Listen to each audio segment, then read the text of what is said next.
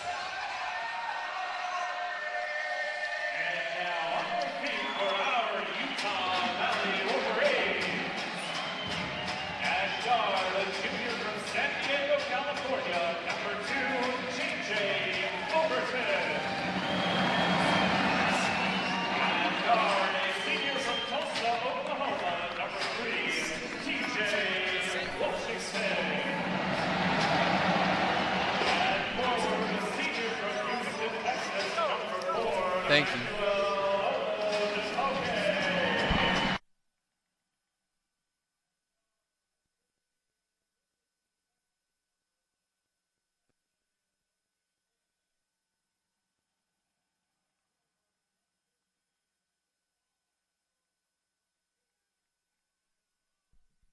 You sent me last year's.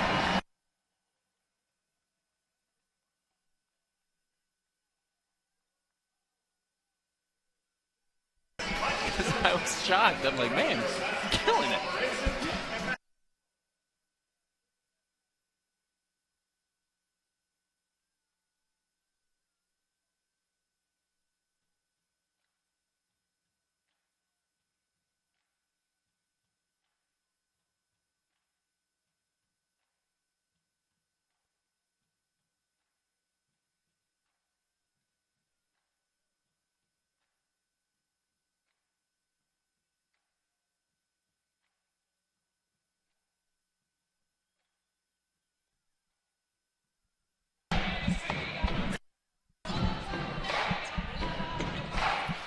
Hello, everybody. Welcome to the UCCU Center on the campus of Utah Valley University. Happy Saturday afternoon to you.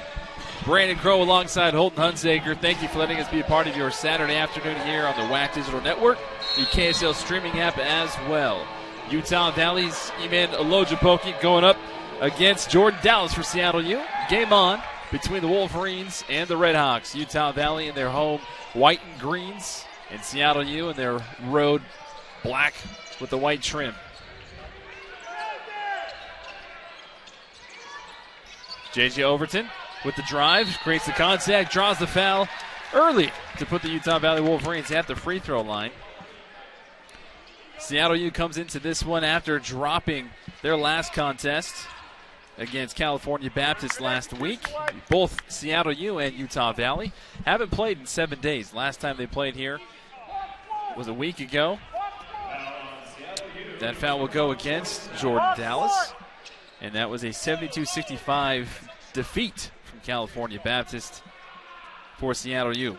So that loss improved the overall conference record to 4-4 for the Redhawks, right in the smack dab middle of things, and Utah Valley a couple spots behind them. As that pass gets away from Overton.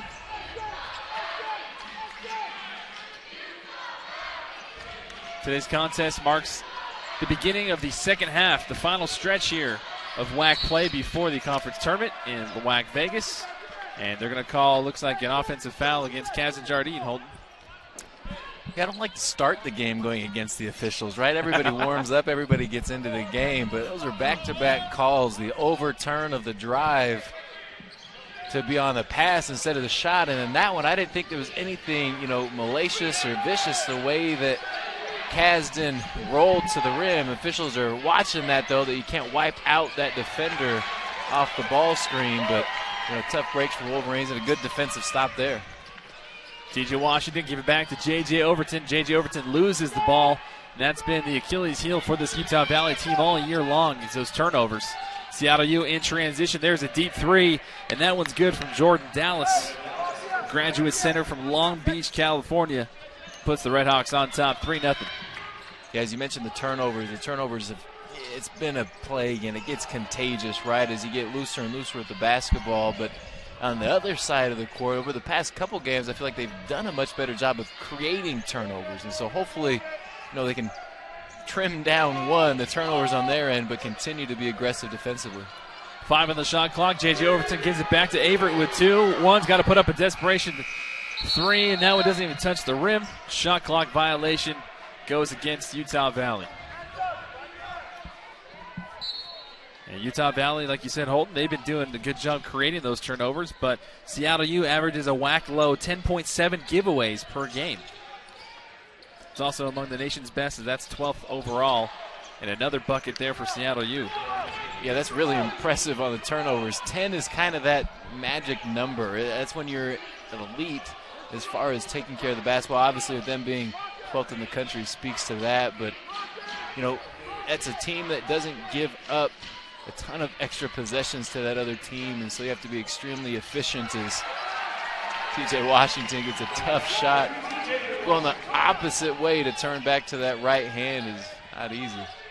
Wolverines will take it. So 2-5 Seattle now with the possession. TJ Washington trying to get his hand on it, but in the process creates a foul. And Seattle U will take that all day.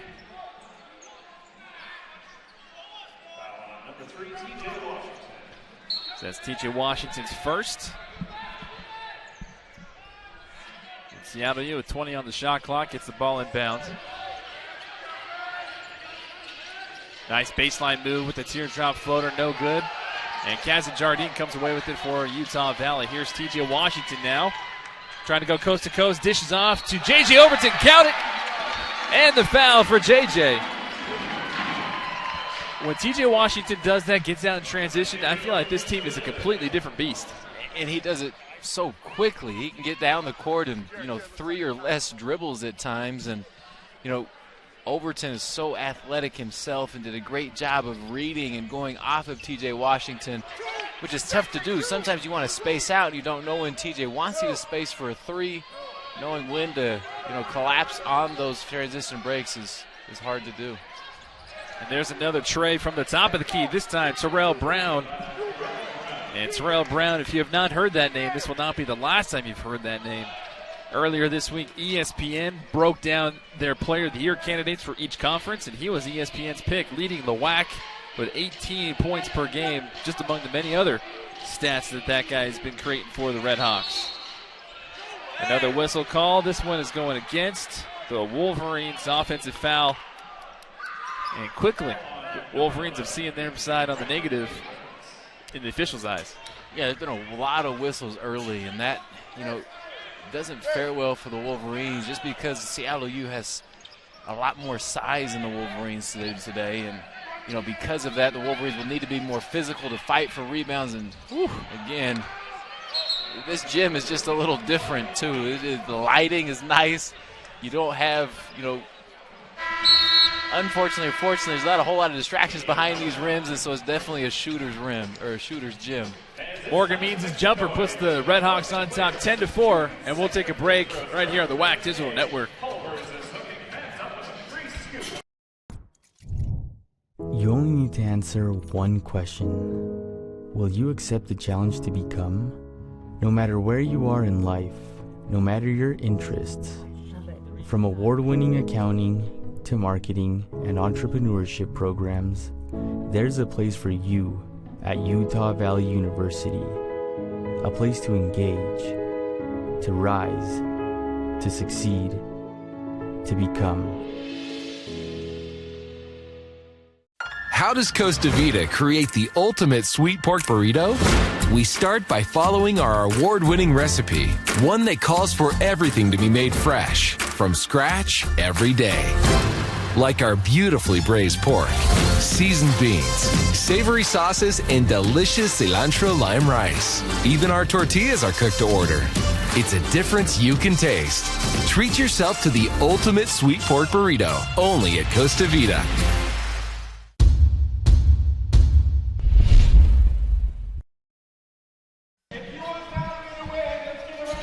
Welcome back to Orem, Utah, the campus of Utah Valley University. Brandon Crow alongside Holton Hunsaker with our courtside director, producer, statistician, Juan Flores-Mena. Utah Valley right now trailing the Seattle U Red Hawks 10-4 in the first 4 minutes. In the last contest last week, Holton, the Red Hawks against the Lancers of CBU committed only 3 turnovers. That was the lowest mark in their whole season, and already they've proven that point. 7 points off of Utah Valley's turnovers so far on the contest. And it's never good when you have, and I know we're early into the game, but when you have less shot attempts than you do turnovers, and this is going to be another one as these officials are being extremely tight on these moving screens, and each of these screens, off ball, foul calls, or even when the offensive guy drives to get a charge, all of those count as turnovers. And they're starting to add up here early for the Wolverines, and Seattle U continues to shoot like they have. This one could get away quickly. And there's a whistle, and this is going to go against Seattle U, so very, very tight match early on so far. There must be an evaluator here or something on the official side, and that's why things are so tight. Trey Woodbury checks into the game for the first time for the Wolverines. Kazan Jardine fakes the pass. Going to take it himself. Fade away, beautiful shot, and he gets the shooter's touch. Kazman making that look easy. Yeah, that was a terrific move. Great patience on his end. Got in the position of the court, kind of bodied into him, and then a nice little fade off the glass. JJ keeping on the lockdown on the perimeter against Dallas. Now Morgan Means. Means drives, creates a difficult shot, misses. Rebounded by Trey Woodbury. Here comes Utah Valley. Now to TJ Washington. Washington, a cross-court pass, Brandon Averett. Averett on the floor. Back out to JJ Overton, open for three. Oh, that one goes in and out. Heartbreak for JJ. 10-6, Seattle U, nice give and go. Circus shot, oh my goodness. Mattia DeCampo. How did that thing fall? I have no idea. That's why I kind of looked at you and hoped maybe you had a better angle of how in the world that got in. Great play by him in transition, showing his athleticism as well. Woo! Silky handles from TJ. Gives way. Kazan Jardine, bounce pass. Overton, top of the key. Brandon Averett. That one comes off right. His back-to-back possessions of just great ball movement, of making an extra pass, and as long as you keep taking the right shots like that, they'll eventually fall. Redhawks with a dozen. Lead by half a dozen. Nice spin move. Comes up short. Grigsby can't get two shots up. J.J. Overton gets tripped up from behind. No foul called. Was covering wrestling this past week. That looked like a chicken wing from the leg side there.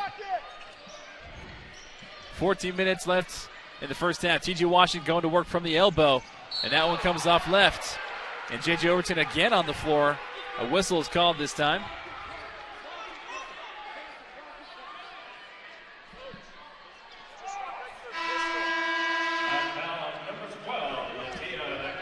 So that foul went against Mattia DeCampo.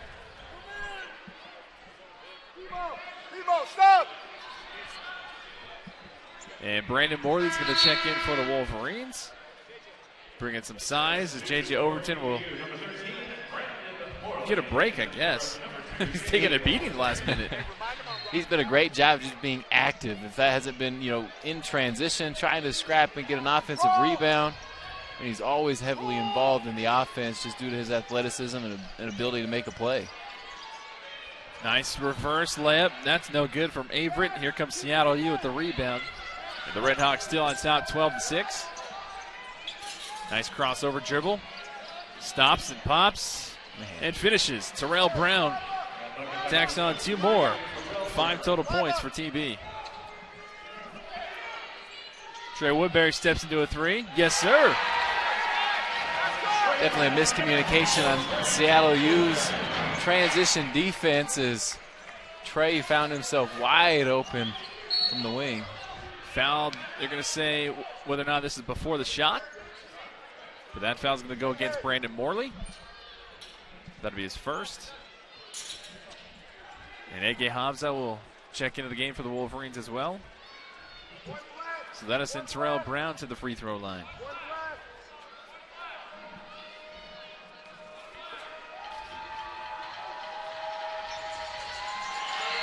As a team, Seattle U shooting about 77% from the free throw line as Terrell Brown makes the first.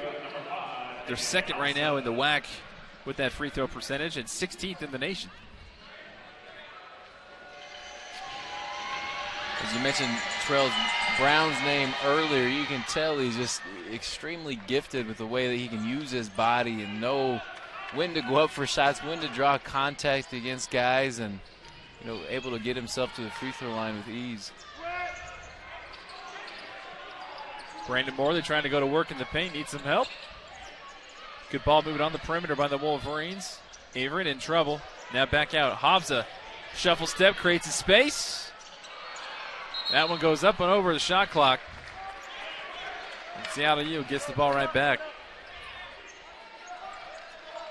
I don't know if he was worried about the shot clock there and running down, but I think he had that extra pass to Kasdan there who was calling for it. And Kasdan, they need him to get going from the perimeter. They need his production and scoring.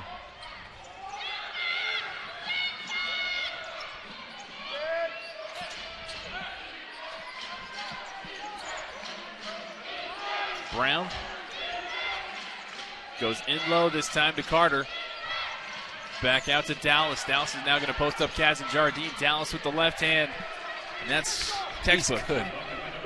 He made the three earlier from the right wing, and so you have to guard him on the perimeter. And a big guy that can back you down and take his time is Kazan a little long on that three-point attempt. 18-9. Seattle on top. They're going to go back down low, and Carter. Carter posting up. Loses the ball. Instead gives back to Terrell Brown. Brown stops. Quick trigger. That one's no good. And they're going to call a foul against Trey Woodbury. And this is the most animated I've seen Coach Madsen at home so far this season, but looked like Woodbury was trying to box out there, and Mattia DeCampa went over his back. It can get the most pure, most easygoing guy in the world fired up as officials, and it's just so hard, especially when it's been the fourth or fifth time that a foul call has gone against him, and you got to open out your mouth and say something sometime. Well, we'll take a break. Under 12 media timeout. Utah Valley trailed Seattle U 18-9. We'll be right back on the WAC Digital.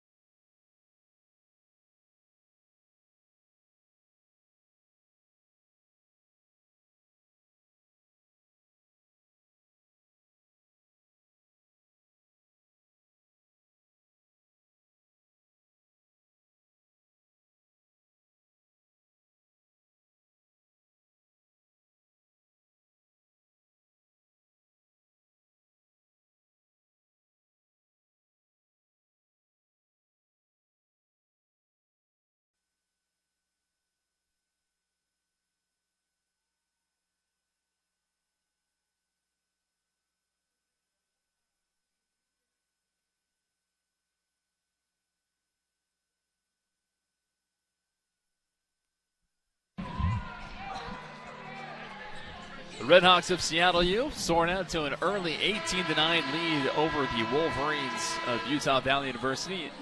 12 minutes left to go in the first half. Brandon Crow alongside Holton Hunsaker. Right now, Terrell Brown doing Terrell Brown things for the Redhawks. 7 total points, 2 of 4 from the floor, 2 of 2 from the free throw line, and attacking a three-pointer as well. Morgan Means with 4 points, and Jordan Dallas with 5 for the Redhawks. Trey Woodbury, the leading scorer for Utah Valley, with 3 points. And Kazan Jardine, Jamison Overton, and TJ Washington all with 2 points. Right before that last timeout, foul was called against Trey Woodbury. So Utah Valley brings in Brad Kitchen into the mix. Seattle U. And a moving screen called against Miles Carter.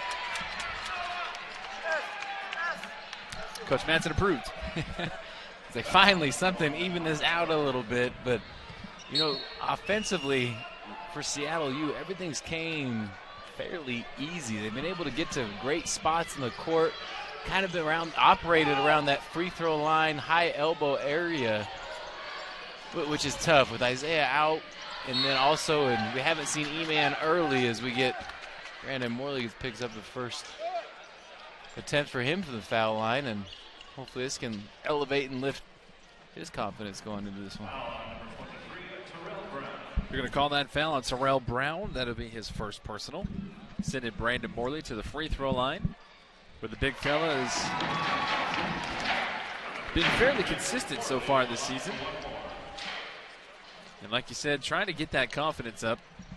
And as a shooter, charity stripe is the best place to do it. Brandon Morley makes both.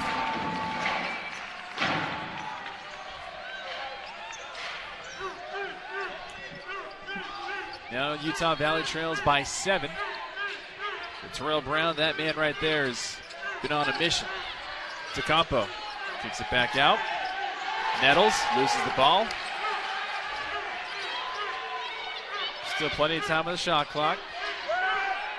I also like the energy Brad Kitchens is bringing to this possession here. No matter, tough shot there, but he was talking that entire possession. And sometimes what you need is a guy that's humble, doesn't have any expectations, just going to do exactly what coach needs and what coach wants, and that can elevate and lift everybody else to start playing the right way and start communicating themselves. If we get another tic-tac type foul here, is it might, I don't know if that's bonus or that's the 6th foul now on both sides. So already 12 foul calls in the first 10 minutes. At least they're even, I guess. But officials trying to make sure that they have the right count here. So Brandon Averett will go to the line. You mentioned Brad Kitchens again, just a great story. Last year was Richard Harward, the local product from Orem High. And Brad Kitchens, as Brandon Averett makes the first free throw, growing up about 15, 20 minutes down south in Springville. Loved basketball, was a star at Springville High. Came here, was a trainer, was a manager underneath Coach Pope. And then earlier this past summer, Coach Madsen says, hey, I want you to strap it up for us this final year.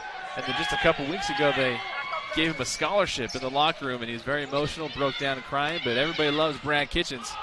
And right now, Seattle, everybody in Seattle is loving Terrell Brown, continuing now with 11 points quickly, just like that, in double figures.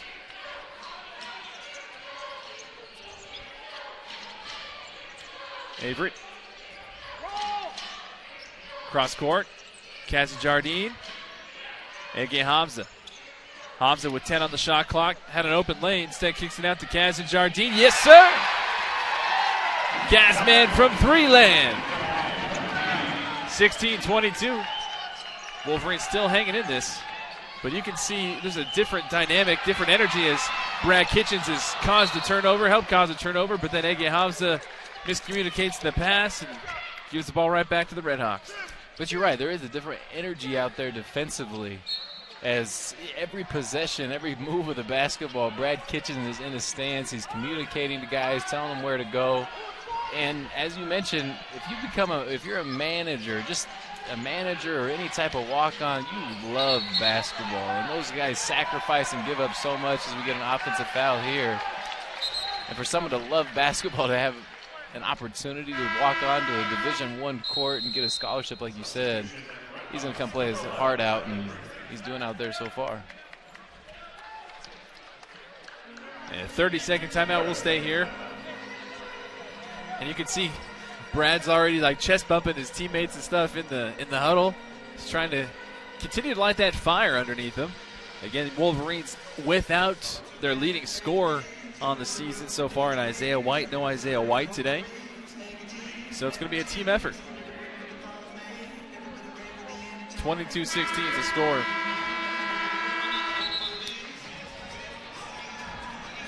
And the big defensive dynamic right now for Coach Madsen is how can you stop Terrell Brown? And if he can figure it out, I'm sure the other coaches in the WAC would love to figure that out too. How can you control him or contain him? And then they're just deep with size, right? It seems like they can bring, 2 or 3 6'10", 6'8" guys off the bench that are active and play hard. And obviously, now everyone's trying to fight for a spot with seeding into this conference tournament. Beautiful give and go with the reverse from the big fella. A little flashy moves there from Ege Hamza. That's what these people came to see. 18-22. I know that was just another day in the ballpark for you, Holden. No. That was a beautiful move by Hamza. Again, European basketball. We both kind of like, why didn't he shoot it on that last possession? Kicks it out to Kazan Jardine for a three. That one drives, draws the big, and able to drop it down for an easy one for Brandon Morley. The last foul was against Brad Kitchens. That'll be his first personal. Sending Riley Grigsby to the line. And Grigsby makes the first. Sophomore guard from San Jose, California. And TJ Washington going to come in for Brandon Averett for Utah Valley.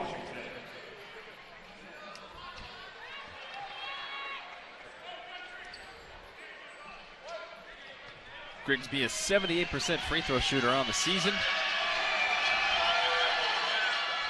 Tacks on 2 more. 24-18, 9 minutes left in the first half. Brad Kitchens in the corner for Utah Valley. Bounce pass got away from Brandon Morley. And another turnover for the Wolverines. Yeah, I don't know if that was so much on Brad there. I thought it was an excellent pass on that play. It's so tight to the baseline. You just try to edge, a foot or two off the baseline so the big can get a basket or space under the basket. And so it's a tight pass, and Brandon Morley just came off it, not quite ready to catch it. There's a foul that was called. They're going to count that bucket. Aaron Nettles. Oh, they're going to say, the offensive foul. That one's going to go against Riley Grigsby. So the basket will count. That was Brad Kitchen in there just being physical, trying to block out, trying to fight. A much bigger man in Riley Grigsby down low, and going to have an opportunity to get himself a couple points to the free throw line. Grigsby listed at just your typical 6'6", 220. Just a light 220. Brad Kitchen, 6'3", 195.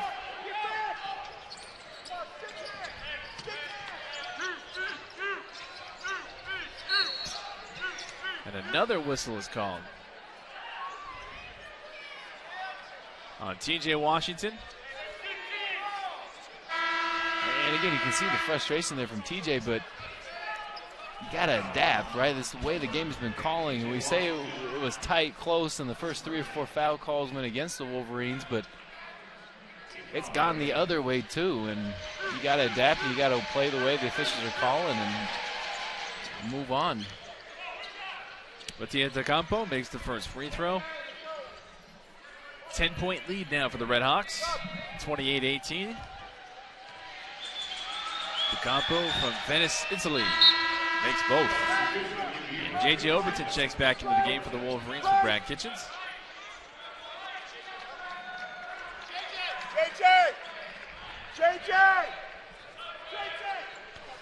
Over the last 30 seconds, Utah Valley has given up a 7-0 run for the Red Hawks. Utah Valley needs to wake up this offense. J.J. Overton, and that one misses left. And here comes Terrell Brown, already with 11 points. Brown over in the corner, now to Means.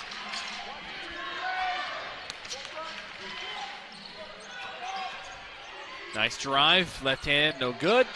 T.J. Washington comes up with the rebound for the Wolverines of Utah Valley. Washington, bounce pass, deflected out of play by J.J. Overton. I think at times TJ just falls into the trap that he has to make a play every possession, right? I don't know if it's just he loves making the play, loves making the highlight reel type thing, but sometimes it's easier to get that thing out on the perimeter, set the play, and let's move on. And it's our media timeout. Under 8 minutes, Utah Valley trails 18-29. Seattle on top. We'll take a break. Be right back after this.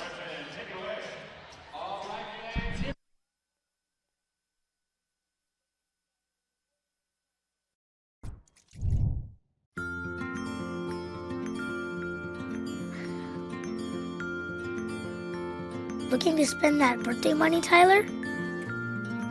I'm just not sure which one to get. Well, they are both pretty cool. But saving some of that money would be pretty cool, too. Yep. When's the right age to teach your children how to save and spend money wisely?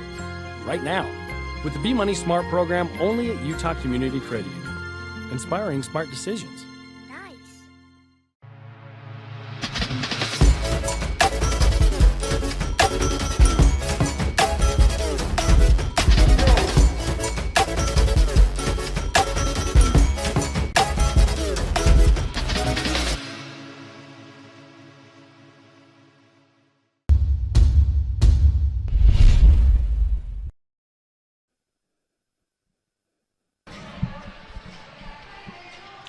Seattle U out to a 29-18 lead over the Utah Valley Wolverines. Less than 8 minutes to go here in the first half. Brandon Crow alongside Holton Hunsaker. Again, thank you for letting us be a part of your Saturday afternoon here on the WAC Digital Network, KSL streaming app, as well as other platforms. Right now, Terrell Brown leading all scorers with 11 points, 4 of 6 from the floor. Jordan Dallas with 5 points, Grigsby with 2, DeCampo with 4, and Means with 4. Aaron Nettles with 3 for the Redhawks. Leading scorer is Kazan Jardine for the Wolverines with 5.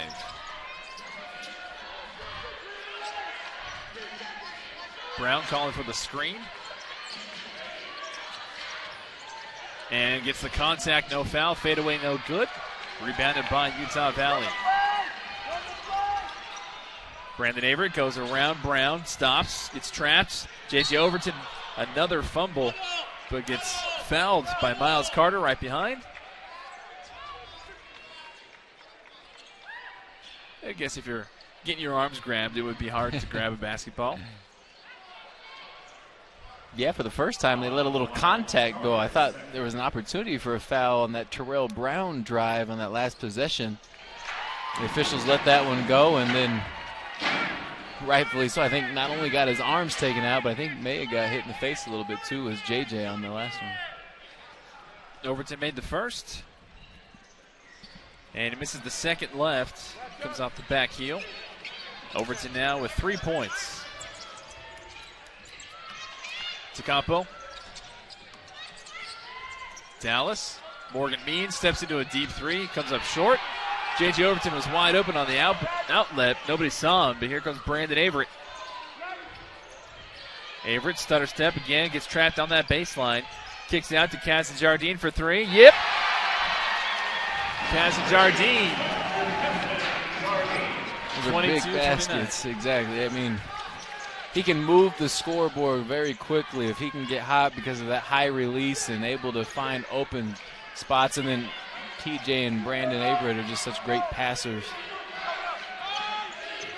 Again, Brown calling for the screen. He elects to just take it himself. That one missed wide. Whew, spin move there from Brandon Averett. Zigzagging his way. TJ Washington. This was no good. Nice box out there by Miles Carter for Seattle. Now Terrell Brown on the other side. Morgan Means off the heel. Kazan Jardine, big rebound. Gives way to TJ Washington in transition. TJ Washington loses the ball. Gets back to J.J. Overton. Finds a crease. Takes it back out. Washington again. Little shake and bake move. Thought he might have been anticipating more contact. Morgan Means now stops and pops. That one's no good. And there's been a lid on both baskets here in the last 35 seconds. Seattle U hasn't scored the last 2.5 minutes.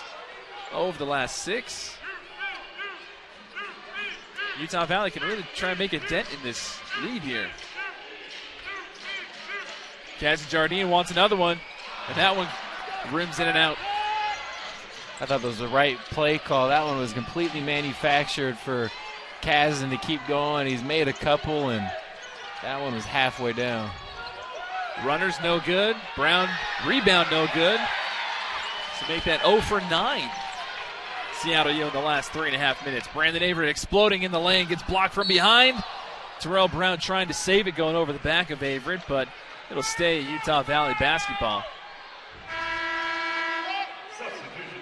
And Eman Olojapoki checks back in along with Trey Woodbury. Brandon Morley gets some high fives and daps along with Kazan Jardine from his teammates.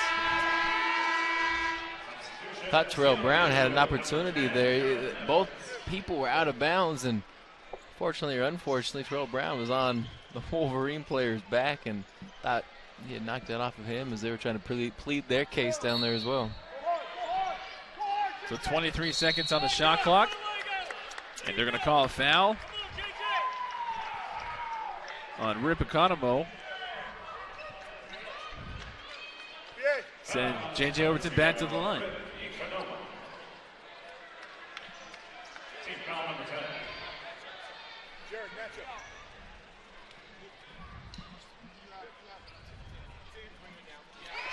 Overton finds the bottom of the cup. Overton again in transfer. San Diego Junior College. Actually grew up here in Salt Lake and then moved out to San Diego in his teenage years, coming back. He's had some flashes of greatness for this team so far this season, provides a lot of energy when he's on the floor. 23-29, Seattle on top. Tecumpo again with the carry.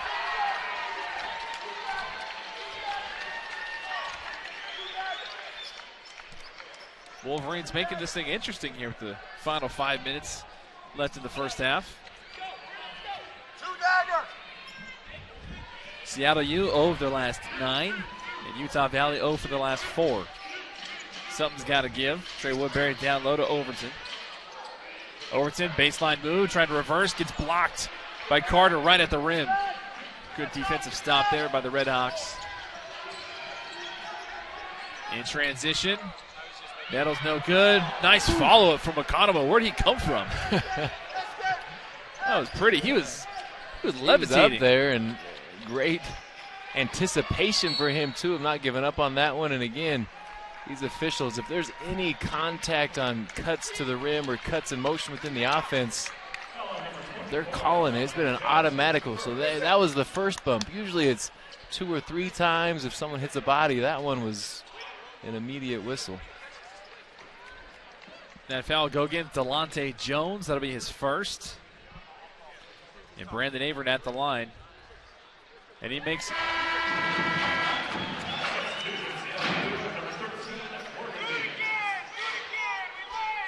Morgan Means with a quick breather as Delonte Jones gets a talking to from head coach Jim Hayford. And Brandon Averett makes both. So 25-31. Wolverines down by 6, less than 5 to play in the first half. Morgan Means. Tecumpo. And another foul called against Trey Woodbury. Woodbury playing a little bit too close to Tecumpo. Foul number 24, Trey Woodbury is third. Team foul. Trey Woodbury now with 3 fouls. So that might be the last time we see Trey Woodbury for a while.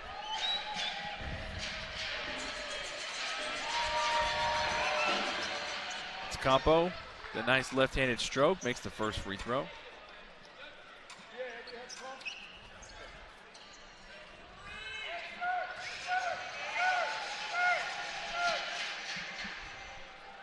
Tecumpo, 74% free throw shooter on the season. Averages a little less than 6 points a game. And he misses that one. The 32-25. 4:10 left in the first half. And you mentioned that something's got to give. Hopefully, a couple baskets by the Roadrunners don't extend this lead, because another bad turnover there. And again, TJ Washington can't give up any foul call or any chance of a foul call. The Wolverines pick up, probably turnover number 11 or 12 in that first half. 34-25, Seattle U on top. Emmanuel Ojapolki. Now to Washington. Washington out to Overton. 9 on the clock. Overton makes a move, kicks it back out. TJ Washington. Cassie Jardine's wide open, on its way. Yes, sir! Great awareness by TJ Washington, and be aware of the extra pass, and Kazan Jardine knocks down his third 3 of this first half. 11 points for Jardine. Tecumpo on the floor. Spins with the left-handed shot, no good. Olojapoki gets the rebound, courtesy of a tip from Overton. So with 3 minutes left, Wolverines 28, Redhawks 34. Jardine now to Washington, and Washington pulls it back. Gets a screen, Washington drives, kicks it back out. Kazan Jardine, mid-range jumper, and that's good. Kazan Jardine taking over here in the later stages of the first half. 13 points for number 22. This is a big run to close out this half. There's still 2.5 minutes left, but you can feel the energy not only in the crowd as people are starting to stand up a little bit to cheer these guys on, but defensively, TJ Washington gets a hand on the ball. There's energy now on this court. Media timeout, under 4 to play, technically under 2.5 to play. 30-34. We'll be back for more Utah after this.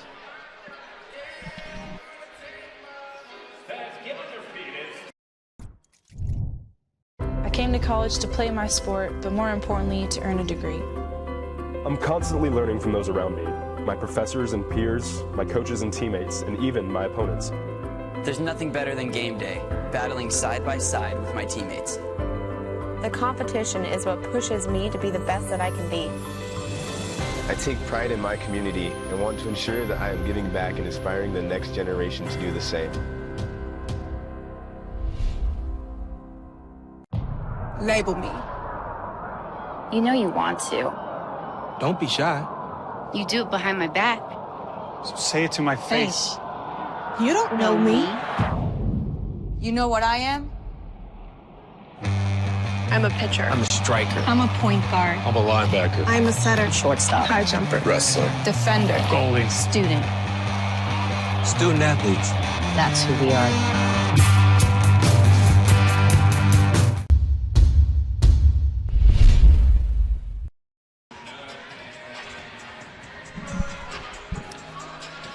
Wolverines looked pretty abysmal offensively, honestly, early on in this first half, but they have tightened some screws, and they've really turned it around. With 2.5 minutes to play, they've come back, only trail by 4, all led by Kaz and Jardine, 5 of 7 from the floor, 3 of 5 from three-point land, 13 total points, leading all scores now for both teams.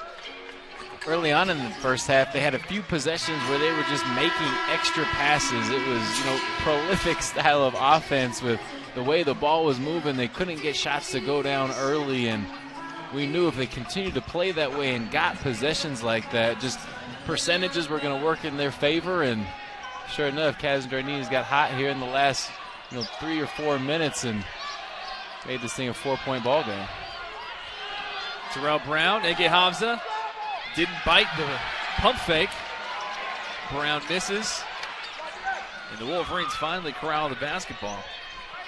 2 minutes left here in the first.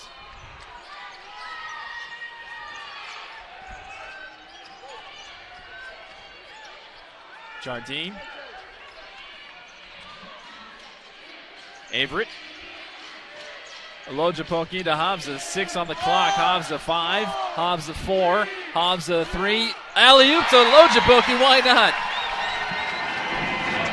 Nice pass there by Ege. Very disciplined. I thought there were a couple times during that possession, when you got a guy hot, you got to find him. Kaz and Jardine coming off a few of those screens and popped and had space on the perimeter. Hopefully these guys can get the ball in his hands again and he can make one more. You listen to this crowd, definitely have come alive here in the last couple minutes.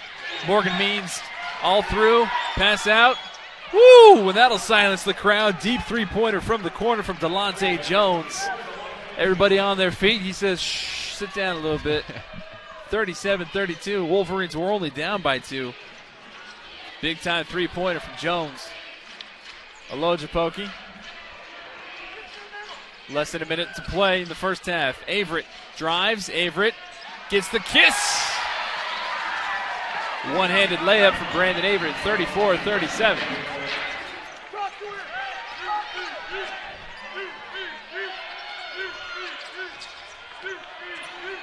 Means driving against Jardine, about a 20-second difference between the shot clock and the game clock. Brown calling his own number. Zed kicks it back out. DeCampo, another deep three. My goodness. 40-34, and just like that, boom, Seattle U 6-point lead. Shot clock is off. Final 15 seconds. See what Brandon Averett and the Wolverines have up their sleeves. 10 on the clock. 8, 7. Averett stuck with 6. 5 makes a move, puts up the floater. Hey, he gets that one to go. That's how the first half is going to end. Brandon Averett gets the Wolverines a little bit momentum. Some high fives for the Wolverines as they trail only by 4. 36-40, Seattle U on top. And Jim Hayford still at midcourt, and he's trying to talk and get the officials' attention here. If I was the official, I wouldn't look over there either. I mean, I don't know what if Zach call he's trying to do, but usually never the right thing to do is to show up the officials as you're the only man at half court. I wouldn't give him a call in the second half if I was that official. Nevertheless, the Wolverines come all the way back. They trailed as much by 12 points. How does Costa Vida? Now only 4. We'll take a break. Halftime in Orem, Utah, 40-36. Red Hawks on top of the Wolverines.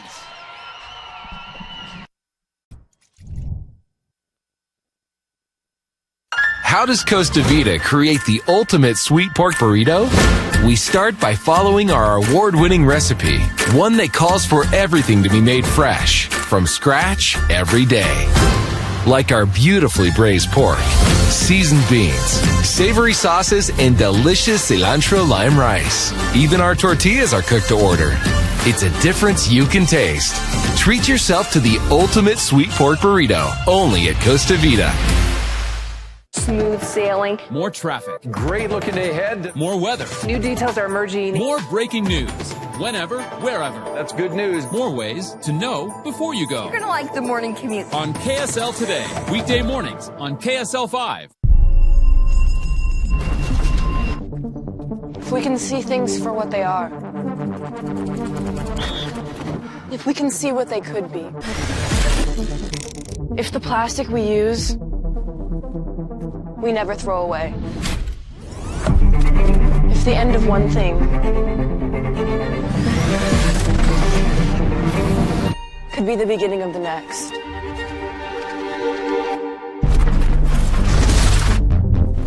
If we know that less can create more. If we can return, we reciprocate, we regenerate. If we are here for others, if we can work as a team, all we have to do is connect, and the world opens up. The future is about giving back.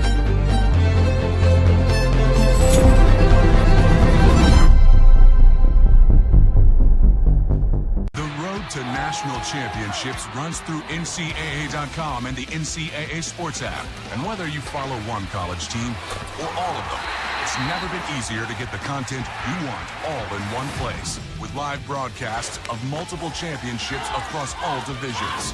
With exclusive access. Ready to go? And highlights for every single championship. Stay in the game all season long with NCAA.com and the NCAA Sports app.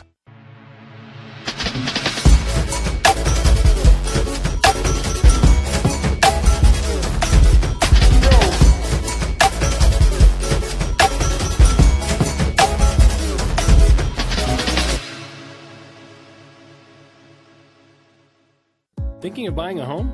Think bigger. Because with UCCU's low interest rates and low mortgage insurance rates, you could qualify for more house with the same payment you could get from other local lenders. A mortgage with UCCU gives you more purchase power. That means more money you can put into your home or back into your pocket. To learn more, visit uccu.com/morehouse or stop by any UCCU branch today. More house, same payment. Only at UCCU. Inspiring smart mortgage decisions. What's the difference between buying from Murdoch and buying from somebody else? In a word, confidence. You'll love our price match guarantee, our 5-day exchange policy, and don't forget car washes and safety inspections for life. If you need a new vehicle, consider Murdoch Chevrolet. I promise you'll love it.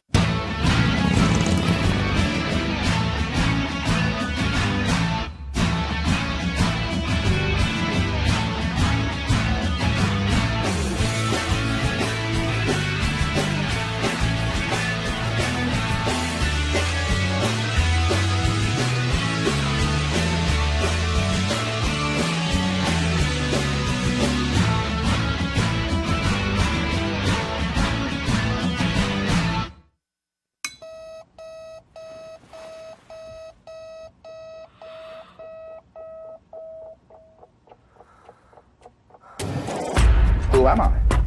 And furthermore, what do I want? What makes you itch? That's the most important investigation anyone can make. But you don't find this out until you investigate it.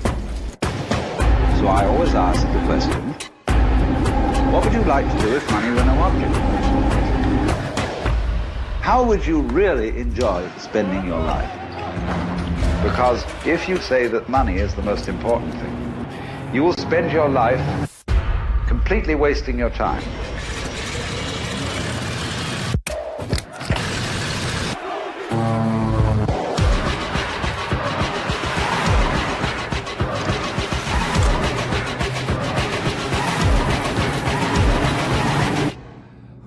Forget the money. After all, if you do really like what you're doing, you can eventually become a master of it. And then you'll be able to get a good fee for whatever it is.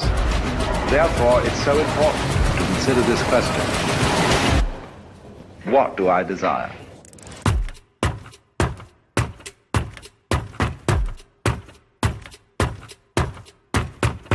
The latest from KSL 5 News, including breaking news as it happens, and all your favorite KSL shows, ready to watch anytime. Download the free KSL app right now on all your favorite devices.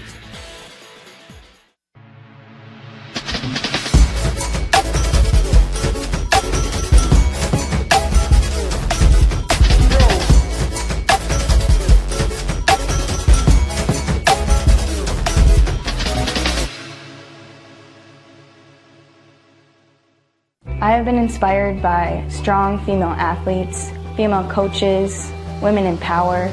They just really taught me how to be a leader and inspired me to take on leadership roles. It's important to inspire the next generation because it's important to give kids someone to look up to. You know, it's important to have these mentors. I would say to someone who wants to play sports at the D1 level, you've got to be good in the community, good in the classroom, and to show people that sports do not define you. Experienced? Check. Accurate? Check. The team more Utahns trust to stay safe from winter weather surprises? Check, check, check, and check. Know before you go. Check with the KSL 5 weather specialists. What's the difference between buying from Murdoch and buying from somebody else? In a word, confidence. You'll love our price match guarantee, our 5-day exchange policy, and don't forget car washes and safety inspections for life. If you need a new vehicle, consider Murdoch Hyundai. I promise you'll love it. The path to true success is achieved through determination. With the goal! Determination to grow, to push through, and to finish. Utah Valley student athletes strive for these qualities. UVU student athletes need your support from the community, their peers, and their families to achieve this growth and success in life. Has an opportunity laid down, and there it is! A dive into third base. Support from donors like you makes a significant impact on the lives of more than 370 Wolverine student athletes. The General Athletic Scholarship Fund will help our student athletes be successful in the classroom, on the field, and in life. Please support our student athletes with a personal donation and watch these men and women grow now and in the future.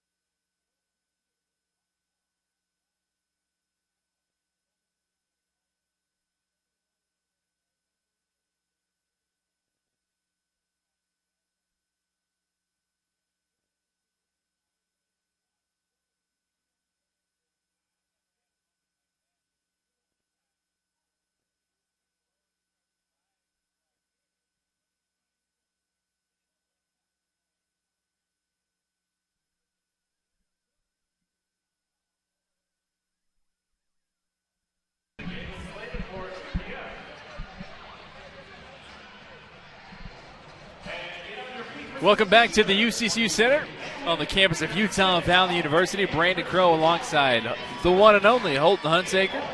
Thank you for being with us on this Saturday afternoon. Utah Valley closed out that first half 5 for 5, but Seattle U had back-to-back, back-breaking three-pointers. 6 points to counter Utah Valley's last 5 shots going in. And that's where we stand, 40-36. Seattle U led from tip-off till now, pretty much. Utah Valley's been playing catch-up. Utah Valley trailed as many as about 12 points. There was a lot of energy towards that first half, Holton. How do you think the Wolverines are going to start off the second half here? Well, again, as you mentioned, those last, kind of from the 6-minute mark down, there were excellent possessions with ball movement and player movement in regards to guys just starting to cut hard, which really stemmed from getting defensive stops. It seemed like Terrell Brown in that first 13, 14 minutes could get anywhere he wanted on the court, and hopefully the Wolverines can fight back as JJ's going to pick up his first foul of the second half as we see number 11 back into the game, Riley Grigsby, who was out with foul trouble for the majority of that first half. You can just see how big and physical he is. Grigsby at the free throw line. Grigsby in that first half for the Seattle U Redhawks had 2 points, and those 2 points both coming from the free throw line. And he missed that. So overall, your stat leaders in that first half for Seattle U, Terrell Brown, no surprise there, 11 total points, 4 of 11 from the floor, 2 of 2 at the free throw line. Matia DeCampo with 8, Morgan Means with 6, and Grigsby misses both. Jordan Dallas with 5 as well. For Utah Valley, Kazan Jardine was white hot towards the end of that first half. 13 points, 3 of 5 from three-point land, 5 of 7 from the floor. And a big spark plug. Eman Olojapoki going into the trees, gets a foul called, and I think that'll go against Grigsby.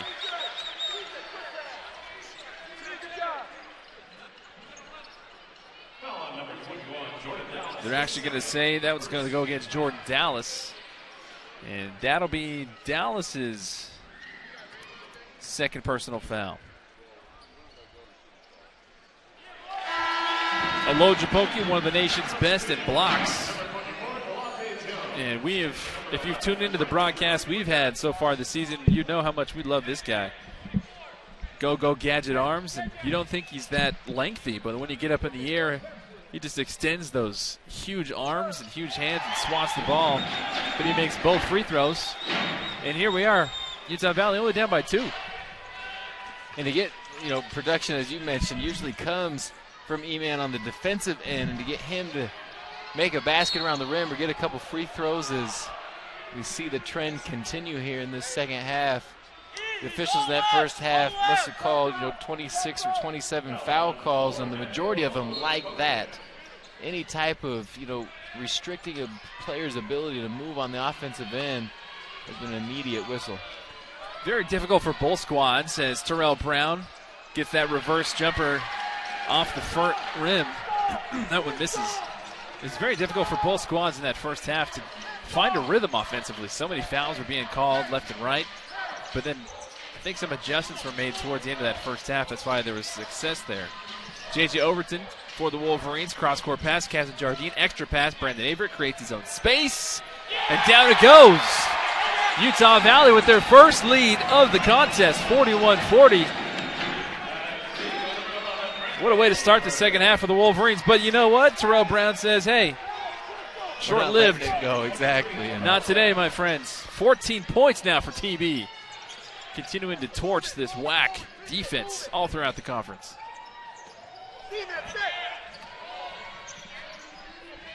Overton.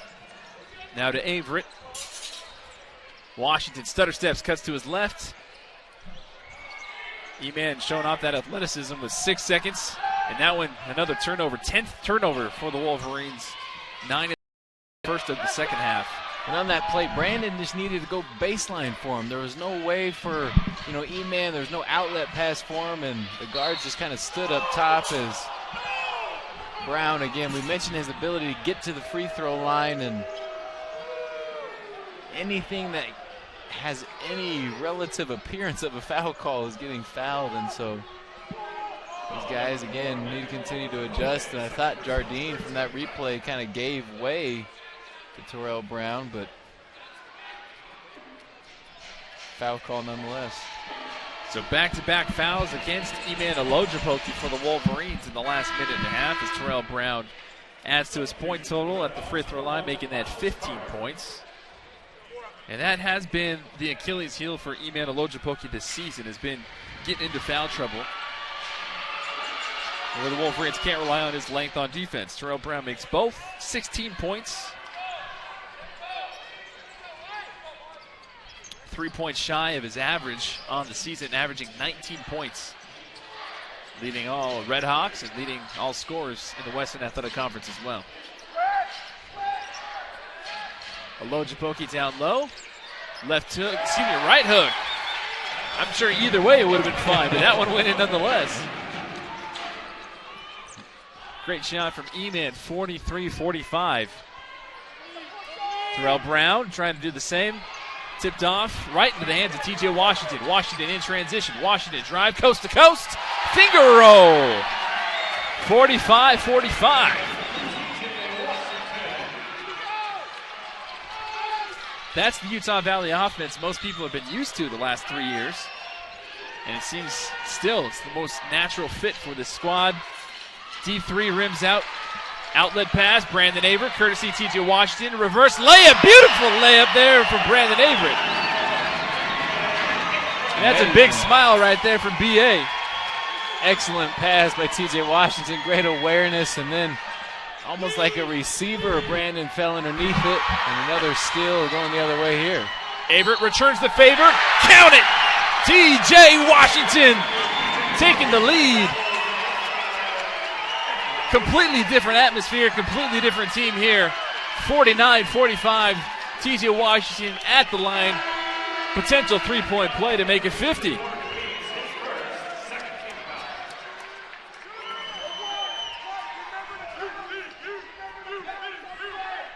Utah Valley just absolutely tenacious on the defensive side. And that defense to offense.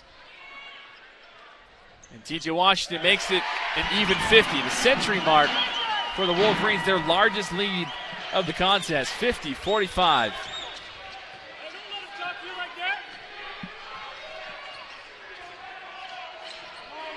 Brown with the spin move, drives in the lane, and he gets the call. And one for TB.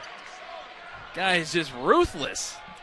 He's just so strong. You saw the way that he kind of just held TJ Washington. I think it was Brandon Averett out on that drive. And when he gets his shoulders ahead of the defender, he's too strong to get back around and recover. And Brown finishes at the charity stripe. 19 points for Terrell Brown. 50-48, Wolverines on top by 2. If you're just now tuning in, Wolverines a different beast right now than they were in the first half. Olojupoki fumbled with another turnover for the Wolverines in the key. Here comes Seattle U. And Terrell Brown, that man right there, 2-3. He's absolutely doing work.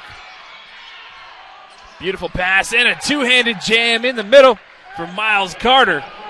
Tying it back up, 50 apiece, big fella.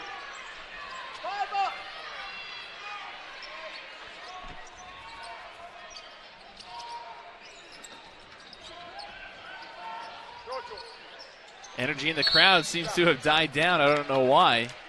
This is a beautiful, beautiful game we got going on right here. But the combo. That dunk was why. That dunk silenced every. I went quiet because of how ferocious that last dunk was. And JJ went quiet too as he put his head down and probably said, I shouldn't have jumped. 50 apiece, under 16 media timeout. We'll step away a couple minutes. Be right back with more basketball from Orem, Utah.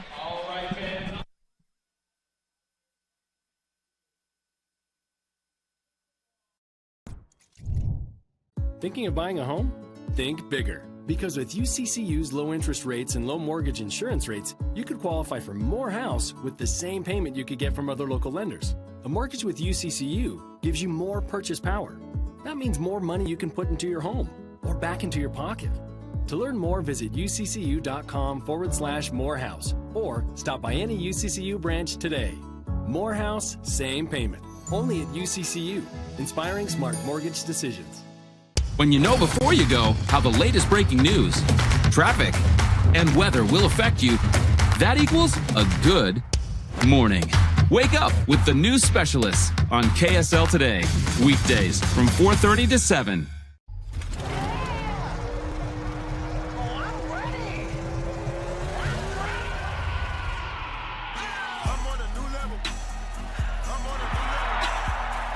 Give your head a Mountain Dew kickstart.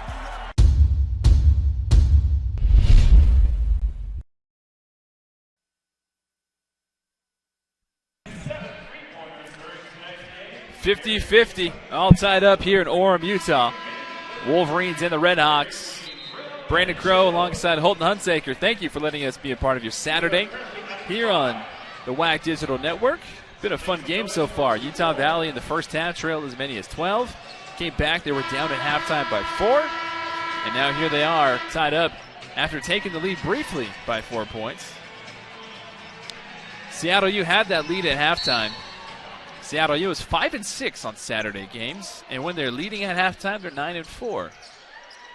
See how that plays out the rest of the second half here. Brandon Averett for the Wolverines.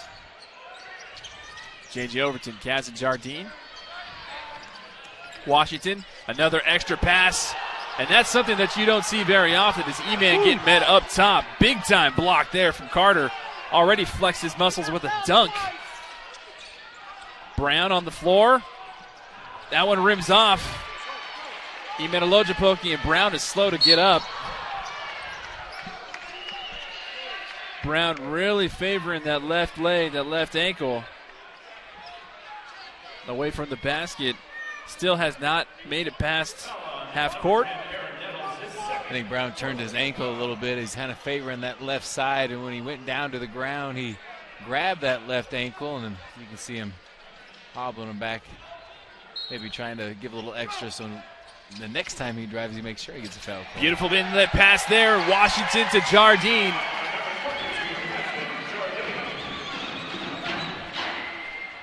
Jardine now 15 points for the Wolverines. There's more defense turning into offense for the Wolverines. Averett with another finger roll. And timeout, Jim Hayford, Seattle U.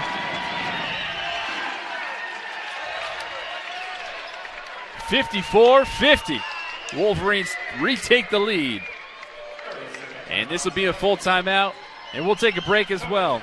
Wolverines on top with 14:30 left to play in Orem, Utah. We'll be back on the WAC Digital after this.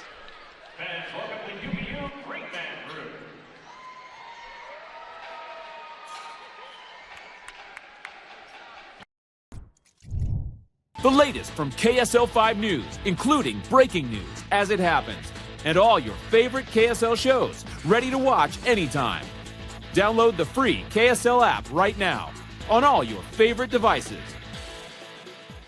You only need to answer one question.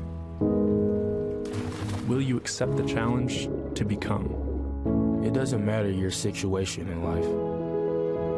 No matter your interest. Whether your first choice or second chance. There's a place for you. Place for you. Place for you at UVU. Place to engage, to rise, to succeed.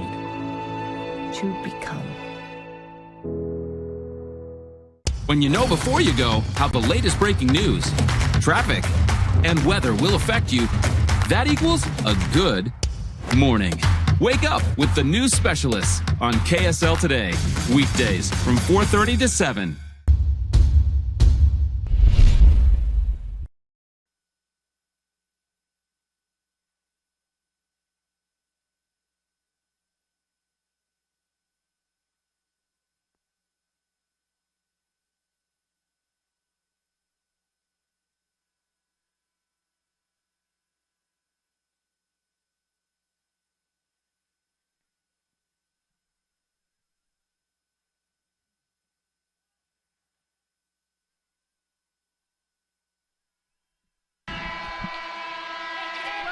The Wolverines of Utah Valley on top of the Red Hawks of Seattle U, 54-50. 14:30 left to play in the second half. Jumper there from Morgan Means, no good. Tip back to Brandon Averett. And Utah Valley has just been absolutely ferocious on the defensive side, just creating turnovers. TJ Washington drives, beautiful backdoor pass. J.J. Overton with the reverse layup, 56-50.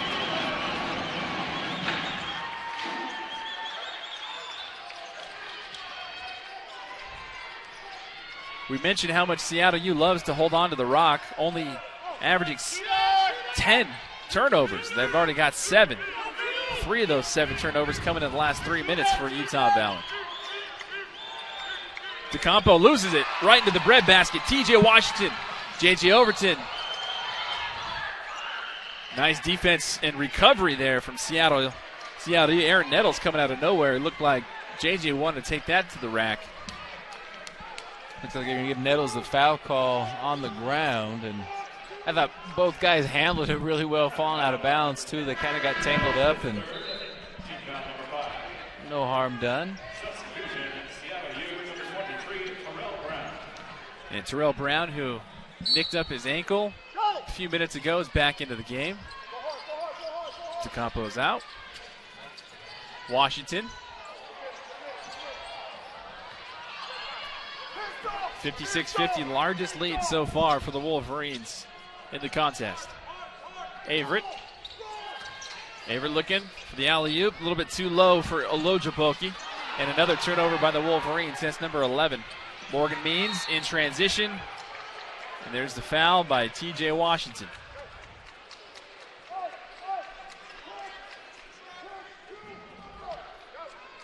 That'll be T.J. Washington's 3rd personal foul. And Brandon Morley goes to the scorer's table. And they're going to tell him to wait, along with Ege Havza.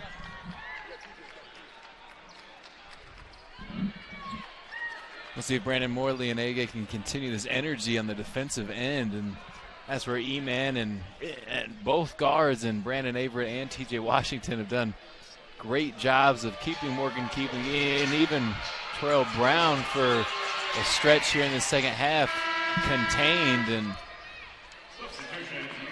hope these guys can do the same. Morgan Means makes a free throw in the background as Olojaboki and Washington step off to applause. Really, for me, I think the defensive spark and energy's changed for Utah Valley when Brad Kitchens came into the game. Yeah, defensively, and then he kind of set the example, right? He wanted to play and do it the right way, and they turned the ball over a couple times when Brad was in the game. And now that they've been able to create some turnovers themselves, they've taken care of the basketball for the majority of the second half. 56-52, Ege Havza with the headband. Kicks back out to Overton. J.J. Overton from his favorite spot. No good. He has such great legs in the middle of that court. I mean, he gets up there and there's no one else in the gym with him. Ball pinballing around. Finally, Brandon Morley grabs it, and a foul against Terrell Brown. And that'll be Terrell Brown's 2nd personal foul. As Trey Woodbury checks into the game for J.J. Overton. Giving Overton a breather.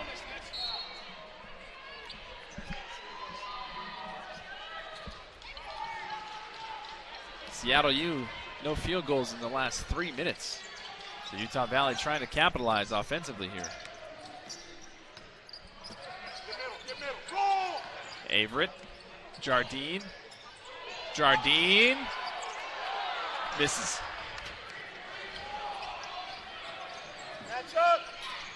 Morgan Means. Means drives, creates his own shot. Nothing you can do there. It's tough when a guy's going full speed, especially those smaller guards, and they get moving so quick, and then to just stop in an instant, your body weight continues to go, and you're able to elevate up for a shot. Trey Woodbury, Ege Havza, now Brandon Averett back to Woodbury. Back to Averett on the left side, drives, dishes to the big man in the post, misses, gets a hand on it, still with it. Trey Woodbury, top of the key. Now Morgan Means in transition. Means slows it down for Seattle U. Pulls it back. Redhawks can either tie or retake the lead on this possession. 56-54. Wolverines with a 2-point lead. Terrell Brown drives to the rack. Nice move there by Miles Carter. Wanted to touch it, avoided the temptation. Nice job by him, but Terrell Brown, he's just tie ball game. Reads the game so well. Saw that gap in there after the ball screen, and so explosive too. 21 points now for TB for Seattle. Step back three-pointer. Ege Hamza, yes sir. 59-56. Ege Hamza, so silky. That European swag. Seattle U back on the floor. Grigsby driving to the rack, gets fouled in the process. And see who the foul's officially going to be called. Kazan Jardine's pleading his case, and that will go against Jardine. That'll be his second personal foul. And we'll take a break. Under 12 media timeout. 10:50 left in Orem, Utah. Wolverines on top of the Redhawks of Seattle U, 59-56.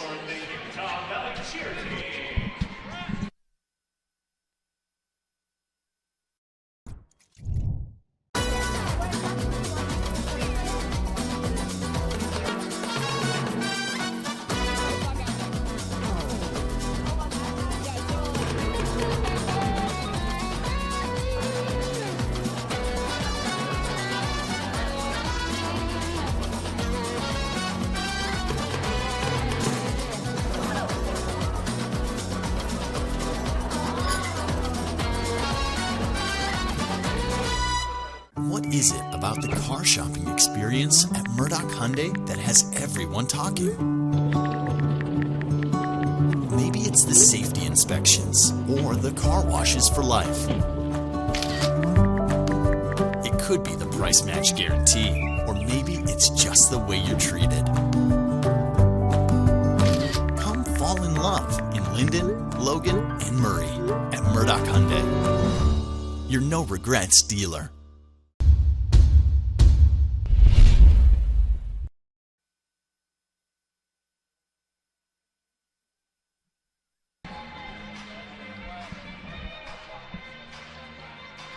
Three-point lead for the Wolverines of Utah Valley in front of their hometown fans. 59-56 is the score. 10:50 left to play in regulation. Brandon Crow alongside Holton Hunsaker. Morgan Means and Terrell Brown have been a fantastic 1-2 punch, Batman and Robin duo for Seattle U. 21 points for Brown, 10 points for Morgan Means. On the other side for Utah Valley, it's been Brandon Avert with 16, Kazan Jardine with 15. As Grigsby is at the line, shooting. And Grigsby misses.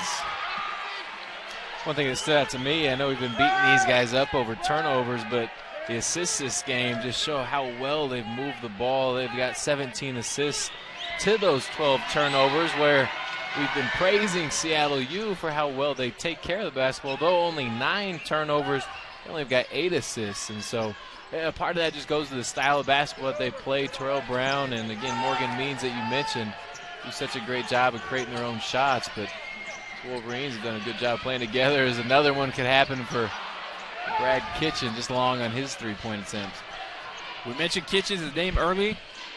He came into the game towards the latter portion of that first half and really set the tone defensively. Brought a lot of energy, and the Wolverines were extremely different on that defensive side ever since. Coach Madsen bringing him back in, see what he can do, as that three-pointer is missed by Seattle U, and another foul is called against the Wolverines as Grigsby with the rebound. That one's going to go against Brandon Morley. And now both teams in one-on-one situation, and Grigsby not a terrific free throw shooter, but any chance you can stop the time when you're behind and try to make up that 2-point deficit here as he does in the first one. Again, Grigsby on the season, 77% free throw shooter today from the charity stripe. With that miss, that was 5 of 8, but they're going to call a violation, and he'll do it over. I think they got Age stepping in just a little early there. Is no damage done as Grigsby not able to make his third free throw attempt count. 59-58, we got ourselves a ball game here. Ege Hamza for the Wolverines. Kicks it back out. Trey Woodbury open for 3. Booyah! Trey Woodbury tack on 3 more. 62-58. 9:50 left to play.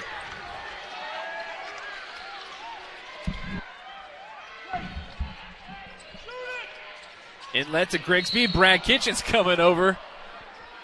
Trying to get his hands on the ball. He does, and gets a lot of body too.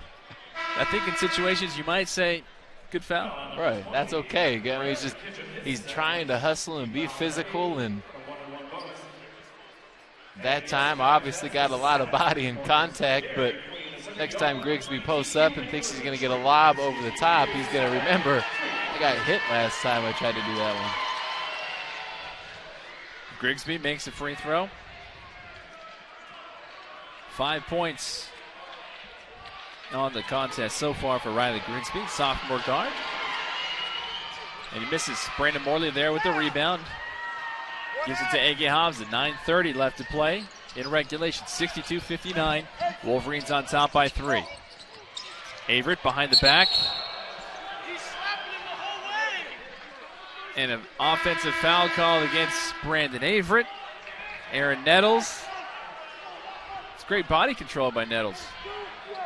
That was an easy call, right? But that's something that they're teaching these offensive guys. Again, if you get your shoulders ahead of the defender, use your bodies, kind of box them out, so to speak, so they can't recover.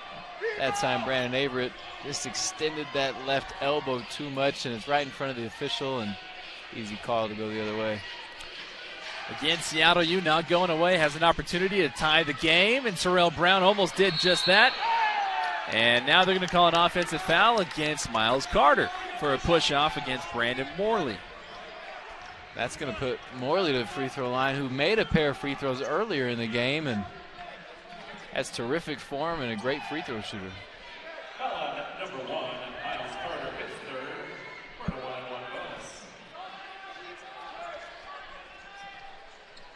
Brandon Morley, the transfer from University of Utah,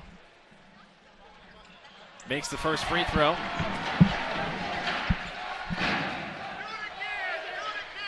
And that was announced just a couple weeks ago that Utah Valley this upcoming season in the fall will travel up the road, up I-15 to Salt Lake City and play at the Huntsman against the Utes. And Morley makes both. T.J. Washington set to come back in for the Wolverines. And we saw how much of a spark plug he was. So Wolverines now 64-59, 9 minutes left to play. Morgan Means in Seattle. Now Terrell Brown trying to do some work and come back in this one. Dallas, big size mismatch there against Overton, but the switch now to a more appropriate Terrell Brown. Brown putting up a circus shot. That one no good. Ege Hamza. One of the most stylistic rebounds of the casual day. Yep. Hamza to Averett. Averett bounce pass to the big man, who gets fouled in the process, missed the layup. But Brandon Morley to go back to the free throw line. And that foul is, I believe, going to go against Morgan Means. As we take a look at it, a lot of contact with the body. It was an excellent pass. Pocket pass is what they call it, just right through the seam there off that ball screen, and give Brandon Morley credit, I should say, for being able to catch that thing. Those aren't easy catches for big men. Brandon Morley, 7 points so far in 14 minutes.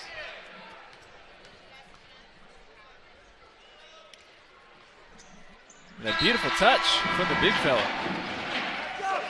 8 points now for Brandon Morley.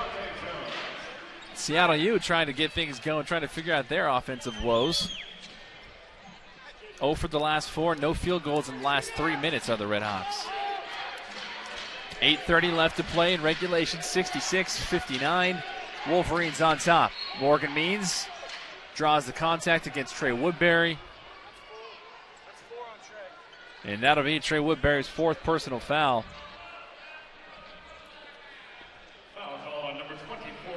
We're going to start, guys are going to start dropping like flies, right? We've only got so many fouls to give, and there's only so many guys out there. Jadson Jardine checks back in for Trey Woodbury as Morgan Means makes the free throw.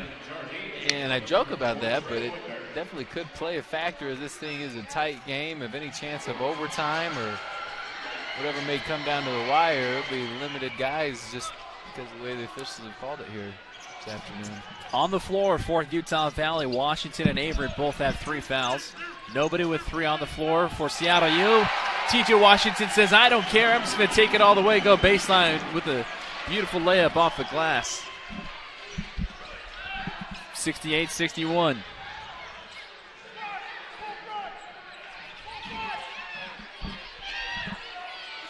Down low, mismatch. Brandon Averett goes down. DeCampo puts it up and in. No fouls called. Give him a flop warning yet.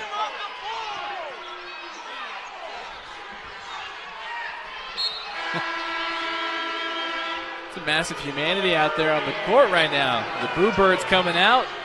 Under 8 media timeout. We'll take a break. 68-61. Wolverines still on top on the Wide Digital Network.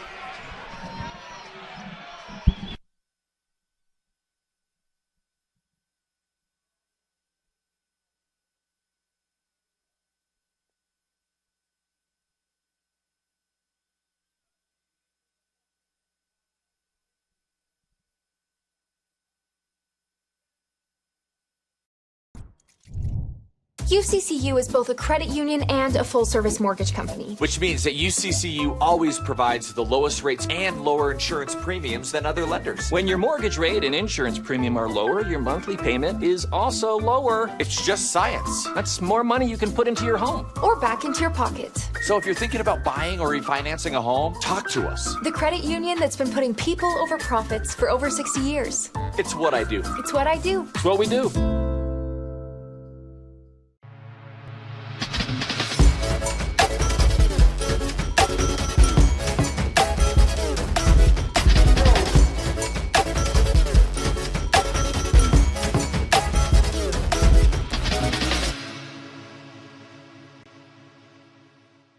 What's the difference between buying from Murdoch and buying from somebody else? In a word, confidence.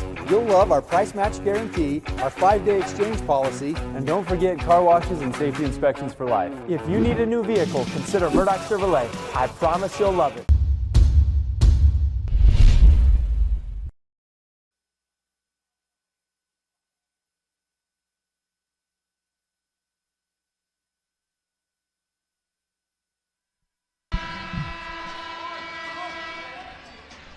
Wolverines on top, 68-63 over the Redhawks. 7:53 left in regulation.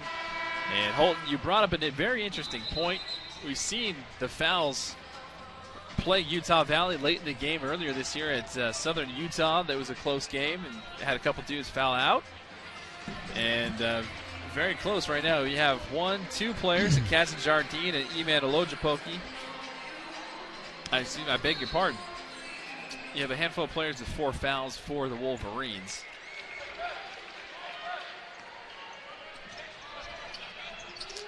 And next to those foul calls, something I never, paid too close attention to is we get a long miss here and a run out by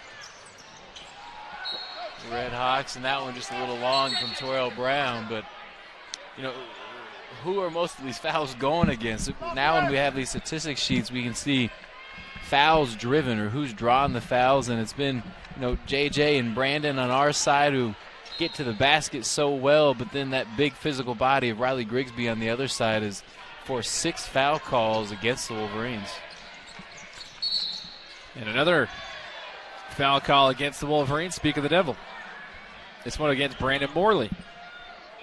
And that'll be Brandon Morley's 3rd personal foul. So Washington, Averett, and Morley on the court for the Wolverines all have 3 fouls. Miles Carter has 3 fouls for the Redhawks. 7:20 left to play in regulation. 68-63, Wolverines on top by 5. But the Redhawks slowly been chipping away at that lead. Carter, pump fake, draws the contact and flexes again. Carter, so strong in the post. So strong, just physically move Brandon Morley out of the painted area. And we saw his athleticism and ability to jump earlier with that dunk and able to put 2 hands on the glass with that one. Seattle U only down by 3, 68-65. Wolverines get a foul call against Seattle. A block is called against Terrell Brown. And that'll be Terrell Brown's 3rd personal foul as Eman Olojapoki checks back in.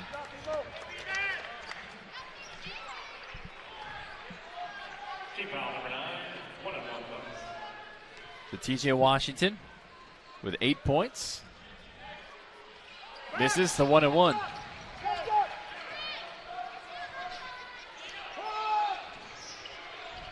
Means now to Brown. Carter to Campo.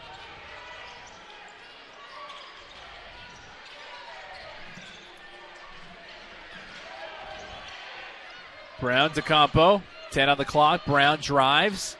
Eman Olojapoki there to alter the shot. Big rebound there from Cassie Jardine. Those are the plays that Coach Madsen says all season long don't show up in the stat sheet, but are more important, if not more valuable. Cassie Jardine thought about the 3. Here's J.J. Overton drives, creates the contact, and they're going to call an offensive foul against Overton. That'll be J.J.'s second personal, but probably the right one in that situation. You just kind of see that left elbow push off just slightly, but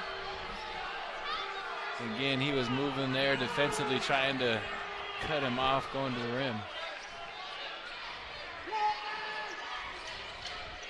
6 minutes left to play. TJ Washington against Morgan. Means drives, kicks back up to Carter, back to Means again.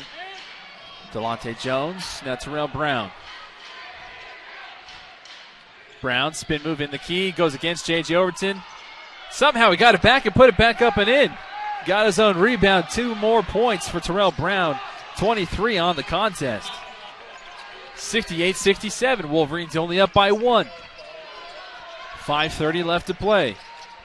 Jardine with it. Errant pass. That looked like it was tipped by Terrell Brown. They called a foul on TJ Washington. Said he pushed his shoulder into it going after that one. And a 1-point ball game with 5:25 left. I think that's Brandon's 3rd foul call. Now he's got to start playing a little bit more careful. Seattle U with a 6-0 run over the last 2.5 minutes. Utah Valley's scoring drought as well in that same time. So 4 points for TJ Washington. We'll take a break. 5:25 left to play in Orem, Utah.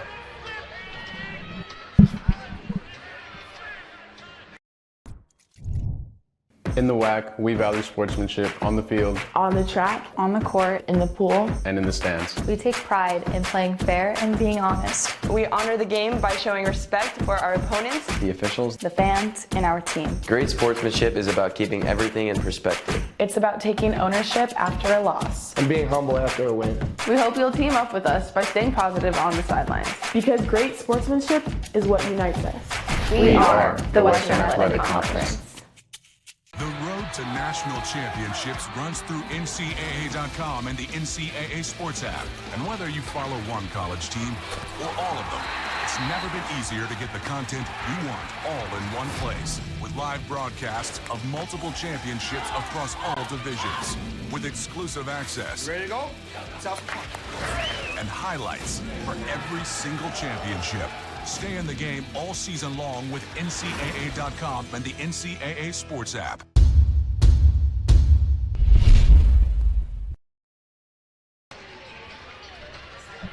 Just moments ago, TJ Washington picked up his 4th personal foul for the Wolverines. 5:25 left.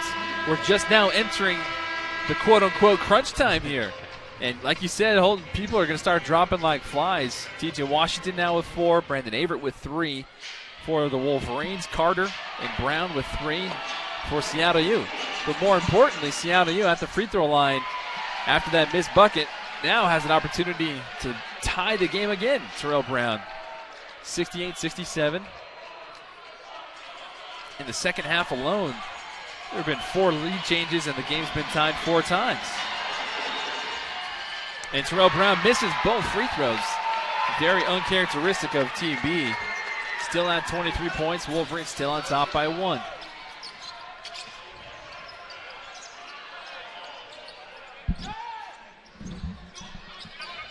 Washington, who has to be careful not to get another offensive foul here. Down low, Kazan Jardine with the step back. That one comes up short. DeCampo with the rebound. And Terrell Brown now has an opportunity to retake that lead for the Seattle U Redhawks. 4:50 left to play in regulation. Brown stutter step. DeCampo. Jardine. And they're going to call an offensive foul against DeCampo. He's done that multiple times when driving. I think he had at least one offensive foul call in that second half, or excuse me, the first half, where he pushes off with that left arm. So Brandon Averett still in the game. J.T. Overton takes a break, and Trey Woodbury checks back in. So now Washington and Woodbury both with 4 fouls. Here's Averett, who has 3 himself. Jardine on its way. Down it goes! 3-pointer for Kazan Jardine. 71-67.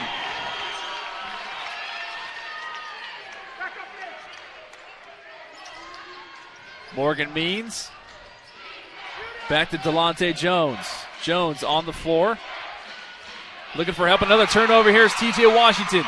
Washington trying to go up for the dunk. Gets fouled from behind by Delonte Jones.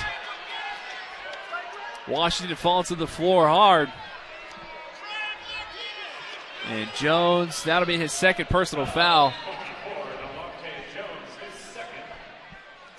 Nice hustle there by Jones, but again, it's been the turnovers, kind of the tale of 2 tapes here in this second half, as Seattle University has turned it over multiple times in this second half. Now with 12 on the game, as Brandon has mentioned earlier, 12th in the country with only averaging just over 10 turnovers per ball game. But the 3 from Kazan Jardine also looks like what we saw the last 4 or 5 minutes in the first half. It energizes this whole building, energizes the team, and now with TJ Washington going to the line, this will be a 6-point ball game with just 4 minutes left, and one that's been a challenge and an obstacle here as we see the replay up top. Let's take the replay off because it looked pretty clean up top on the second look, but it's all about what the official calls in live action. The officials are taking a look at it down low. I don't know if they're taking a look just to see if it wasn't more malicious, maybe a flagrant, we'll see. But from that replay they just showed overhead, that looked pretty clean, actually. Yeah, I'm not sure what they're looking at either, but, when you call 50 foul calls in a game, and now we got to go look at one, this is going to be a 2.5, 3-hour ball game here, and as time goes on, it just kills the momentum of the game to have these replays, and I don't know what they're looking at exactly.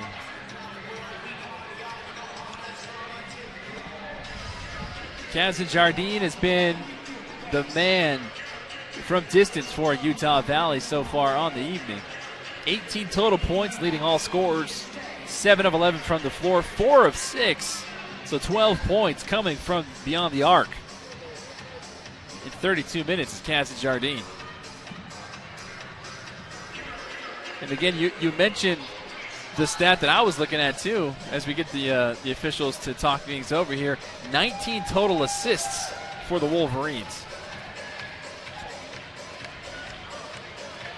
7 of those from TJ Washington. They just move the ball so well, and they're unselfish. They want to make the extra pass. They love making a play for somebody else, and that stat definitely speaks to it all. And on the other side of it, Seattle U only 9, as you've seen possession after possession, they've gone to just one-on-one basketball, and between TJ Washington and Brandon Averett, they did a great job of keeping Terrell Brown in front of them.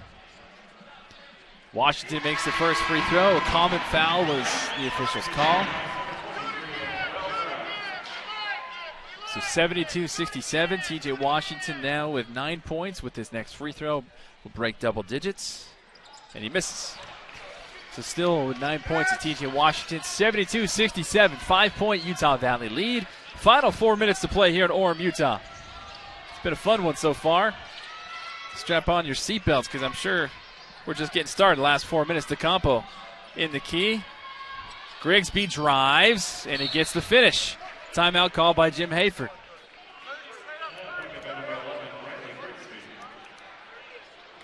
It'll be a 30-second timeout from Coach Hayford. I beg your pardon, they changed that to full. They're going to take this as media, so we'll take a quick break. 72-69, 3:44 left to play in Orem, Utah, on the WAC Digital Network.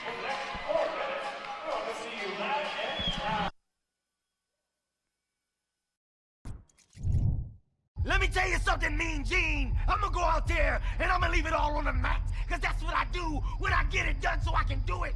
Yeah! I'm on a new level. Give your head a Mountain Dew kickstart. The latest from KSL5 News, including breaking news as it happens, and all your favorite KSL shows, ready to watch anytime. Download the free KSL app right now on all your favorite devices.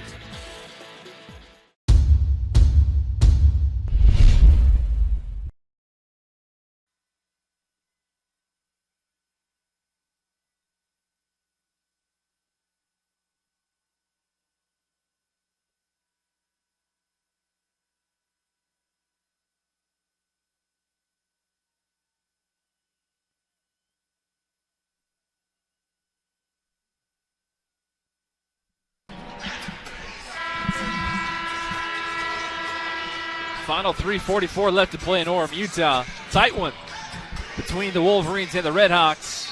Utah Valley on top, 72-69 over Seattle U. TJ Washington with the basketball for the Wolverines with his own 4 fouls. Trey Woodbury, 4 fouls as well. Keep an eye on those fouls as we come down the home stretch. It's very interesting to see what happens. Averett, another turnover. That's 5 turnovers for the Wolverines in the last 5 minutes. And that's Kazan Jardine's 3rd personal foul. Probably ended up being beneficial for the Wolverines to get that foul call there by Jardine, just because it took away the wide open lip Terrell Brown would have had, and could have potentially avoided a 4th foul, or excuse me, the 5th foul call on TJ Washington. 72-70. Morgan Means, 13 points. Misses that one short. TJ Washington was looking to Brandon Averett for that outlet pass. So 2-point Wolverine lead. A little over 3 left to play. Washington. Again to Eman Alojapoki. Alojapoki flexes his muscles, gets it to go. Big fella. And one opportunity for Eman going in between the big trees. And Miles Carter saying, hey, what was I doing wrong? Excellent pass. And again, TJ is just always aware of who he's passing to and their abilities. And he knows if he gets that big guy on him, just throw it up, because there's no way the smaller point guards be able to jump with E-Man. And E-Man gets that free throw to go. Alojapoki clutch free throw. Completes the 3-point play. 9 points now for E-Man as J.J. Overton checks in.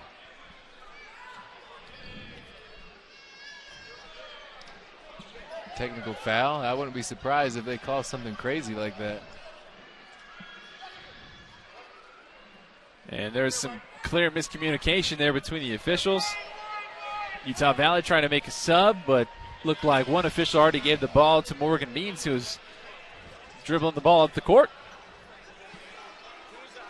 The way this thing has gone, again, it would not surprise me if they break huddle and call a technical foul for having 6 guys on the court, because the official didn't stop play. There was a horn from the table, But the officials didn't stop play, and J.J. Overton heard the horn and just ran onto the court while the game was going. And you can see the Seattle U head coach saying that's a technical foul, and by rule, it's going to be hard to. It's not going to go well with the green group, but wouldn't be surprised here if we get a technical foul.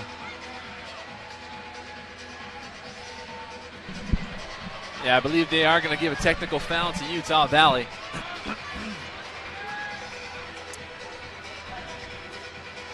And what was a two-possession game, Seattle U is going to get 2 possessions out of this one, and if Morgan Means can drop in 2 free throws, makes it a 1-possession game with 3 minutes left. Morgan Means has been extremely efficient tonight from the charity stripe, 6 of 7. And I think, does that technical foul, does that go to J.J. Overton, or is that just a team technical I heard foul? team foul. That's what I heard at the scores table. Again, because in college basketball, a technical foul, you also get an individual foul as well. So with the tight foul situation, want to be aware of that. And I think we had a flop call earlier on Brandon Averett, so if he gets one of those, it's a technical foul and a personal foul. Less than 3 left to play, 75-72. The foul is called before the shot, and that'll be the end of the night for Trey Woodbury. 5 fouls for Trey Dubb. 6 points, 5 fouls.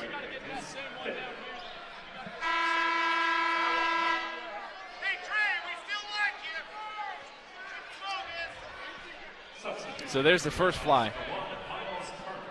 Yeah, it's a big one because he shoots the basketball so well. He opens the court, spreads the court out, and again, grateful there's only 3 minutes left, and we'll bring E-Man back into this one. But and he's a great free throw shooter down the stretch, which we've already seen that. Now Terrell Brown at the free throw line, and he misses. Terrell Brown's been struggling lately. He's 5 of 7, make it now 6 of 8. He's not been successful the last couple times.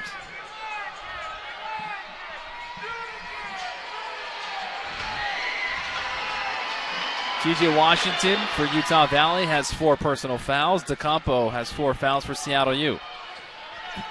Excuse me, as Terrell Brown makes it 73-75. So single possession as TJ Washington comes off the contact. TJ Washington fighting, and a foul is going to be called on Terrell Brown. So now Terrell Brown with 4 personal fouls. This game will never end. This is wild. We've already had 50 free throws attempted after those last 2. 50 free throws and probably the same number of foul calls. Iman Alojapoki makes it an even 10 points on the evening.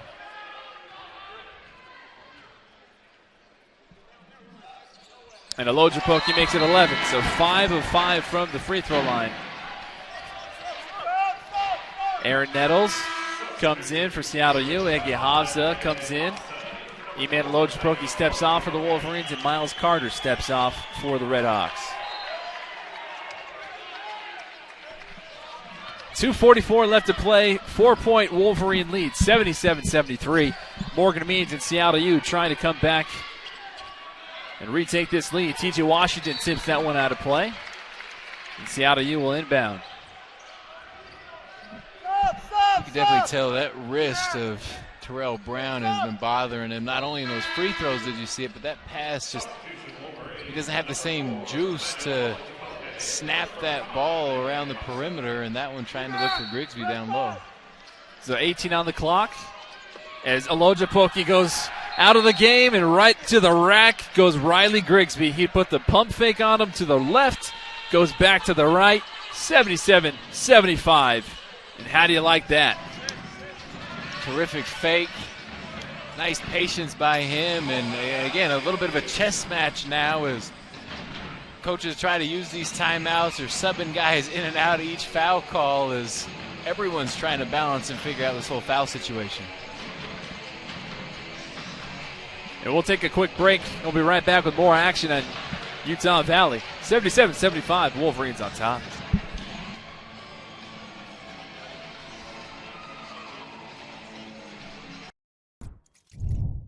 Let me tell you something, Mean Gene. I'm gonna go out there and I'm gonna leave it all on the mat. Because that's what I do when I get it done so I can do it. Yeah! I'm on a new level. Give your head a Mountain Dew kickstart.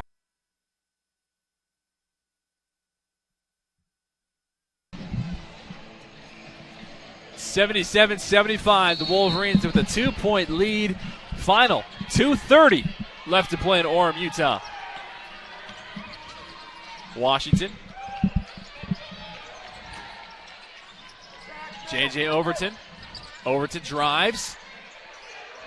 Kicks it back out. Up. Off the rack is Cassie Jardine. Ball still on the floor. Jardine trying to get it. And they're going to call a foul against Ocampo. And that is his 5th personal.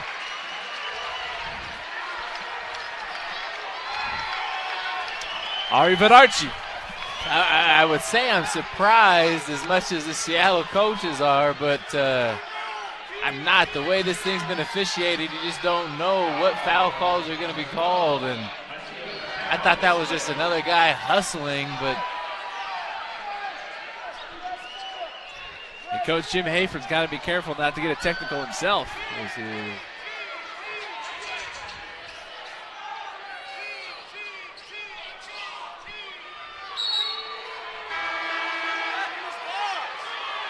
So there's a warning there for Coach to get back in the box.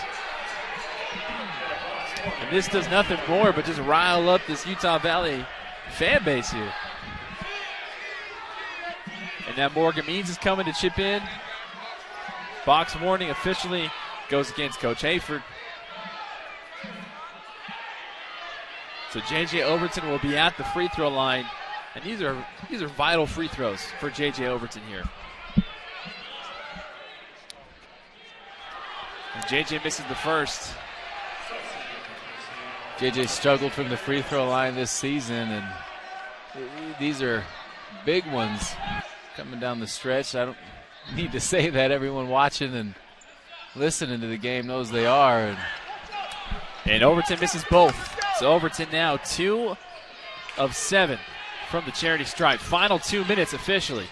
2-point lead for the Wolverines. The Red Hawks can retake a lead with the three-pointer. Terrell Baum kicks it back out to Morgan Means. Now back to Brown. Brown drives. Cassie Jardine puts his hand down there. Thought he got ball. Referee says no. And Jardine picks up his 4th personal foul. We've mentioned over and over again, Terrell Brown, he knows the timing. He reads guys' arms and hands so well and sells the foul calls. He's already missed 4 free throws this game and 3 of those in the second half. Brown makes this one, makes it 25 points on the contest.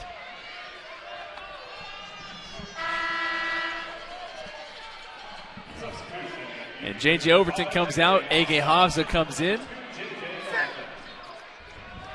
Ege Havza on the evening, 3 points, 1 of 2 from the floor. But he has 4 assists as Brown makes his other free throw to make it 26 points. And we're all tied up, Bolton. Tie ball game, 1:45 left to play in Orem, Utah. Who's going to bend and break first?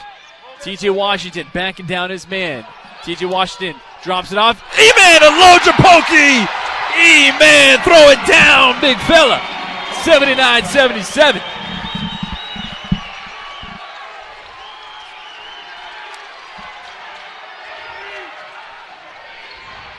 Brown stops and pops.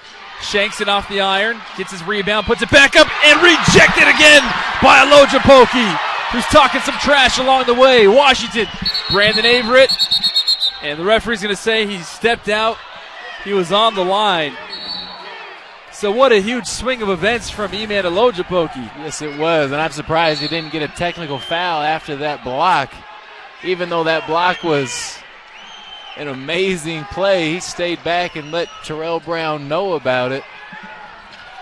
And I kind of respect the official for letting that one play on, because if I could ever do that, I may turn around and say something too.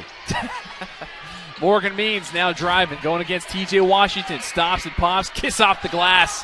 Tie ball game again, 79-all, 53 seconds left. Coach Madsen calling a timeout.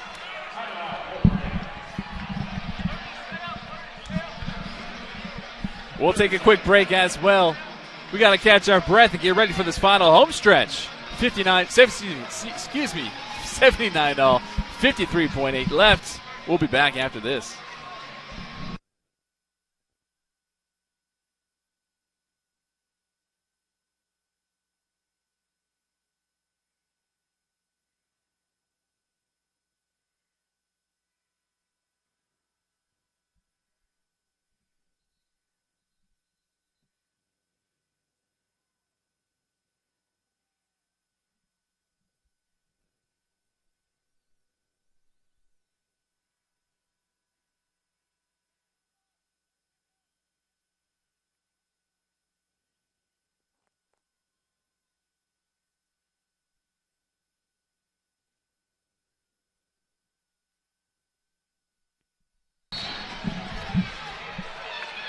Final 53 seconds in regulation, all tied up, 79 apiece.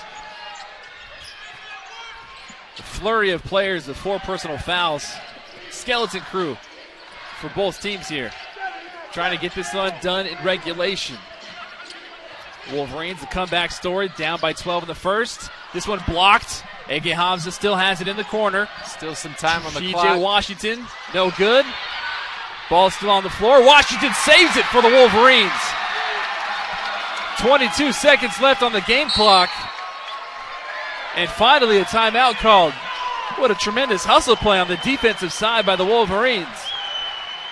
Great hustle there. And again, T.J. Washington, he knows where guys are on the court to save that thing. And now with the new rule on the shot clock on an offensive rebound only resets to 20. And so still time, 4.6 is the differential right now between shot clock and game clock. And so Seattle's going to get another opportunity at this to finish the game, but hopefully the Wolverines can draw something coming out of this timeout. I imagine we're going to see, again, just continue to work the two-man game between Eman and T.J. Washington, which has been a great combo in this second half. So 15 seconds on the shot clock. 19.6 on the game clock.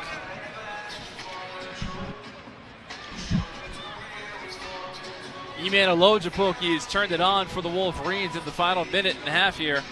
13 total points. 4 rebounds. A huge dunk to put the Wolverines up by 2, and then a huge block on the other side. 13 points for Olojapoki, 16 for Averett, 18 for Jardine.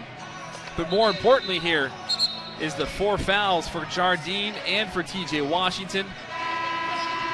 On the floor for Seattle U, Brown with 26, Means 17, Grigsby 9, Nettles 3, Carter with 4, and Brown with 4 fouls as well.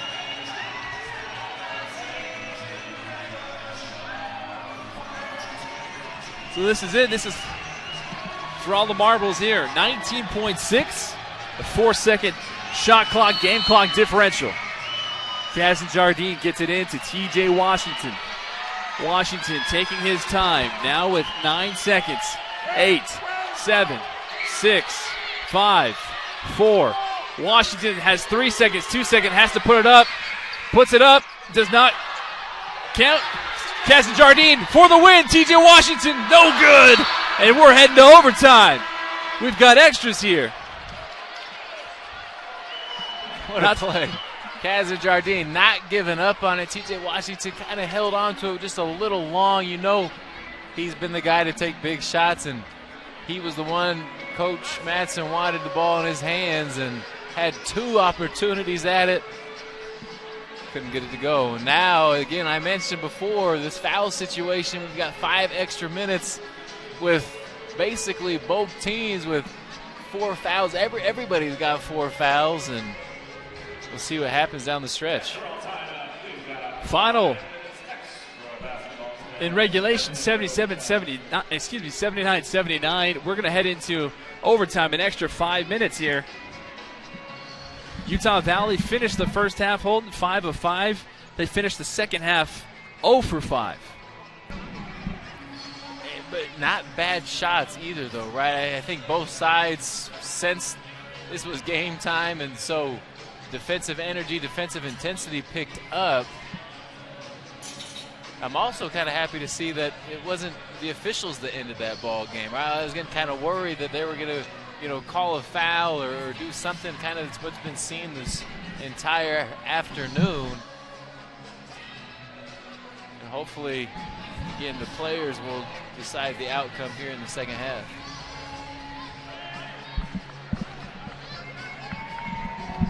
You know how to turn my headphones down? You know how to turn these headphones down? Right now, with final 5 minutes left in overtime, an extra 5 minutes at that. Washington with 4, Jardine with 4, Averett with 3, Hamza with 0, and Olojapoki with 2. For Seattle U, Carter with 3 personal fouls, Nettles with 3 personal fouls, Grigsby with 3 personal fouls, Means with 2, and Brown with 4. And so we're going to reset this at half court. Carter and Olojapoki.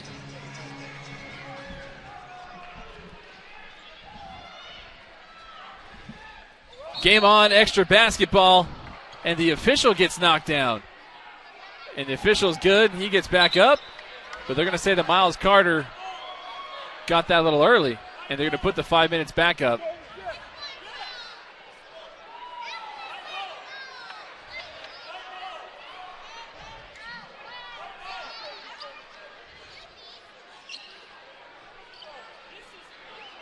So we're going to do this again.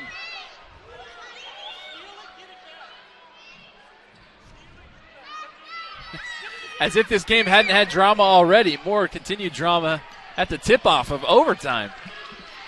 But Seattle U and the Red Hawks are going to try to continue this momentum that they've had towards the end of that second half.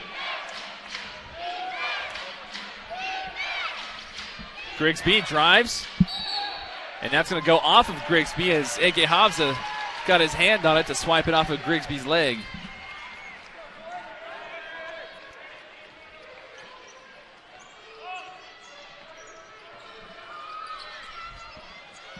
The Wolverines, who finished regulation 0 for 5, trying to get that offense back on its feet here. Olojapoki, who won't shoot that. He better not shoot that. Now Havza drives with 6. Havza kicks it back out. Washington with 4 on the shot clock. That one comes up short. Nobody home to rebound for the Wolverines. And here comes Seattle U. There's been wide open looks like that. When they move the basketball and they're unselfish, they've continued to find wide open looks. And again, they paid off in the first and second half, and I'm sure they'll continue to do so in the overtime. Brown, stutter step, misses. Carter there with the rebound. Eman Olojapoki got 2 hands on it. Jump ball is the call, and possession arrow in favor of the Wolverines. Whew.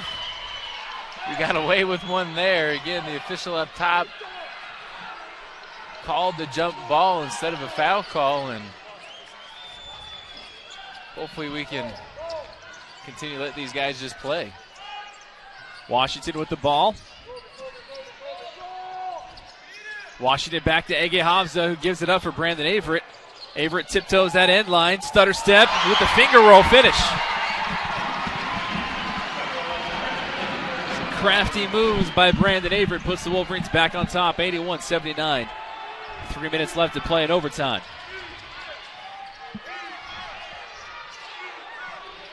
Nettles to Carter, now to Brown. Brown dribbles, kicks it back out to Nettles. Nettles on the floor. Ege Havza altered the shot. Air ball, turnover, essentially, for Seattle U. And the Wolverines have an opportunity to extend this lead. Washington calling for Averett. Averett now to Jardine. Jardine, spin move, kiss off the glass. Woo! Kazan Jardine, some mystical magic there. We were used to seeing another guy who unfortunately went, just up the road from here would get it on the block and had a nice little hook shot like that. My goodness, Terrell Brown answers back, and another quick timeout by Seattle U. 2:24 left in overtime. Wolverines on top 83-81. Terrell Brown now 28 points, flirting with 30. We'll take a quick break as well. We'll be right back on the WDN from Orem, Utah after this.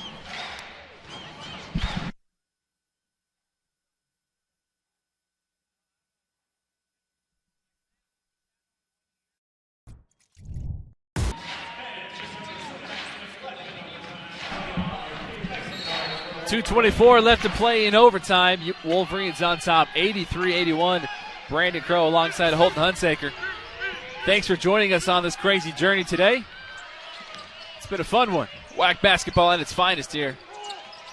T.J. Washington looking for some help. Instead, he'll take it himself. And he airballs it. Turnover.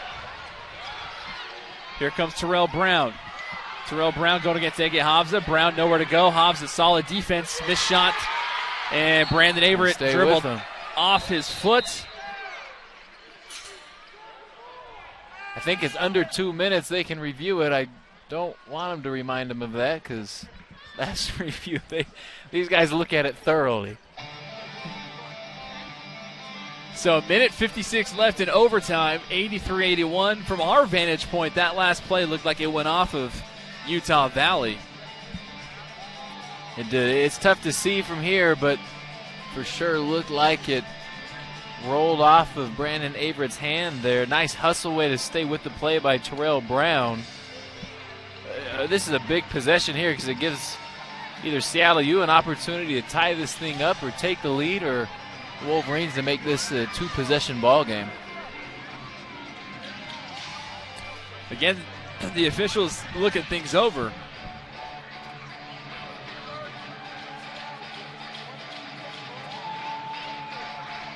And I believe by looking at this is the first overtime game that Seattle U has played this season.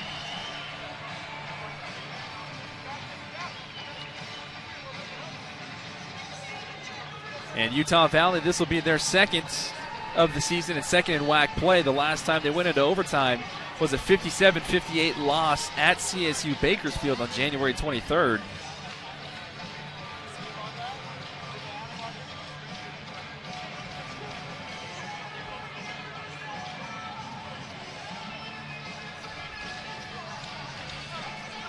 Referees still looking things over, still talking with each other, and they finally break the huddle. And it is going to stay Seattle U basketball. And Morgan Means will inbound with 20 on the clock and 1:56 on the game clock. Grigsby going to go to work against Kazan Jardine. Jardine got to be careful. Grigsby puts it up and in. 83 all, 1:45 left in overtime. Grigsby is, as the kids say, low-key. Extremely valuable player for this Seattle U team today.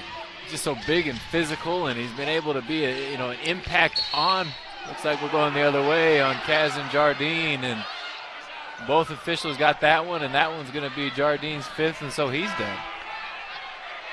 Kazan Jardine's night is through. 5 fouls for Jardine, 20 points and 4 3-pointers. So Jardine's night is through. And J.J. Overton will check back into the game with a minute 33 left to play. Seattle U basketball all tied up at 83 apiece. And you mentioned Grigsby before. Now, who are you going to put on Grigsby? Overton's going to have to take that challenge, and just from the eye test, Overton probably gives up 15 to 20 pounds.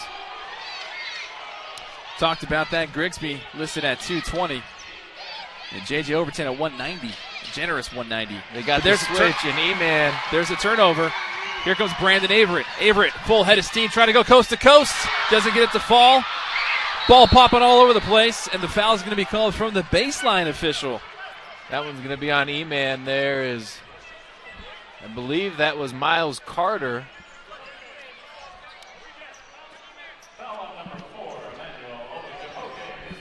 That's his third foul, E-Man Olajupoki.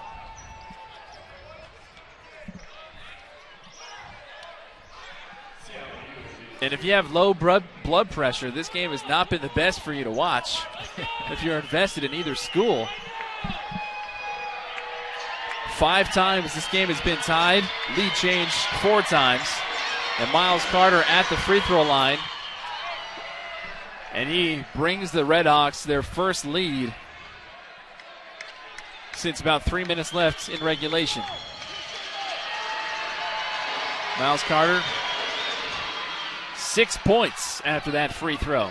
So a 2-point Seattle U lead, 85-83 Redhawks, with 1:05 left to play in overtime. Averett. Overton stops and pops. That one rims out. Olajupoki with the rebound. Kick out to Havza. Havza sets his feet on its way. Nobody there. Nobody home to rebound as well. And Seattle U has an opportunity now to close this one out, really. I mean, if they can make a 3, give it a 2-point shot at this point makes it a 4-point game. And the way that these last few possessions go, finding a basket is tough. 85-83 Seattle. 6 on the shot clock. Can the Wolverines escape here? Missed shot. Tipped out of play off of Seattle. And it'll be Utah Valley possession. 19 seconds left in overtime. Coach Madsen calls a timeout.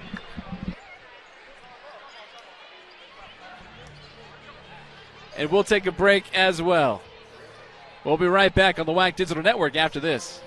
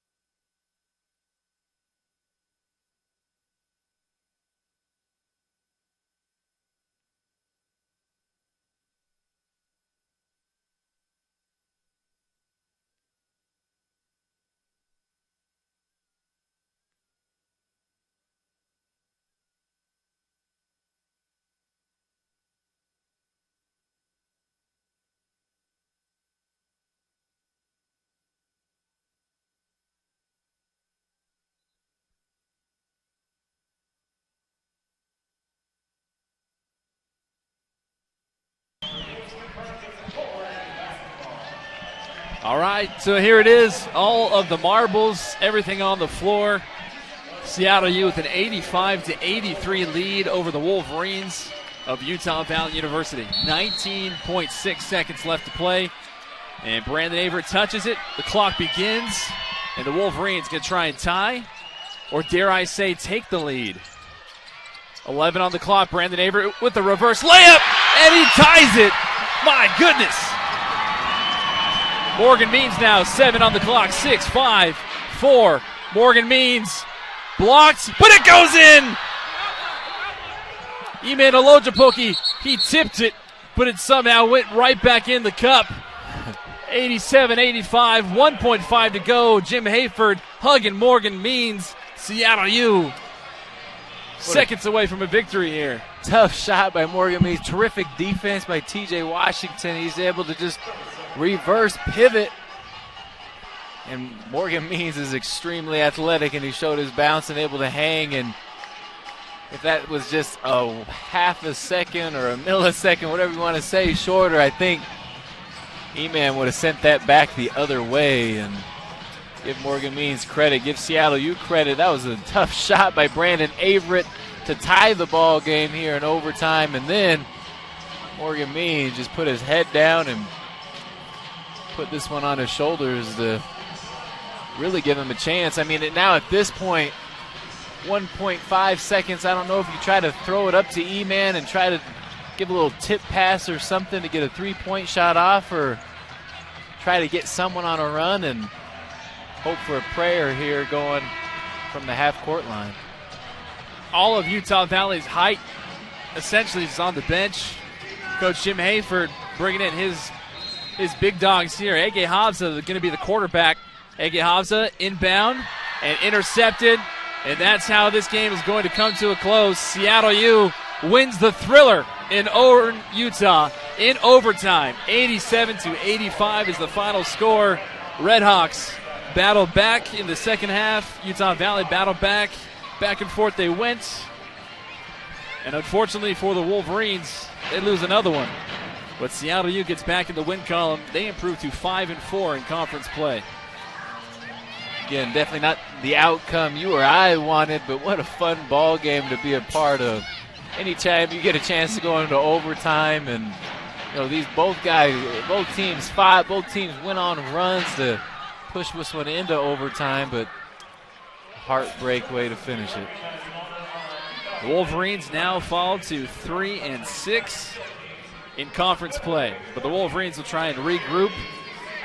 And they go on the road next week at UTRGV and then at New Mexico State. And Seattle U will try and continue this momentum that they had here in Orem, Utah, going at New Mexico State and at UTRGV. For all of our hardworking staff and crew behind the scenes, for Holden Hunsaker, for Juan Flores-Mena, I am Brandon Crow saying so long and good night from Orem, Utah. Final score, 87-85, Seattle U over Utah Valley.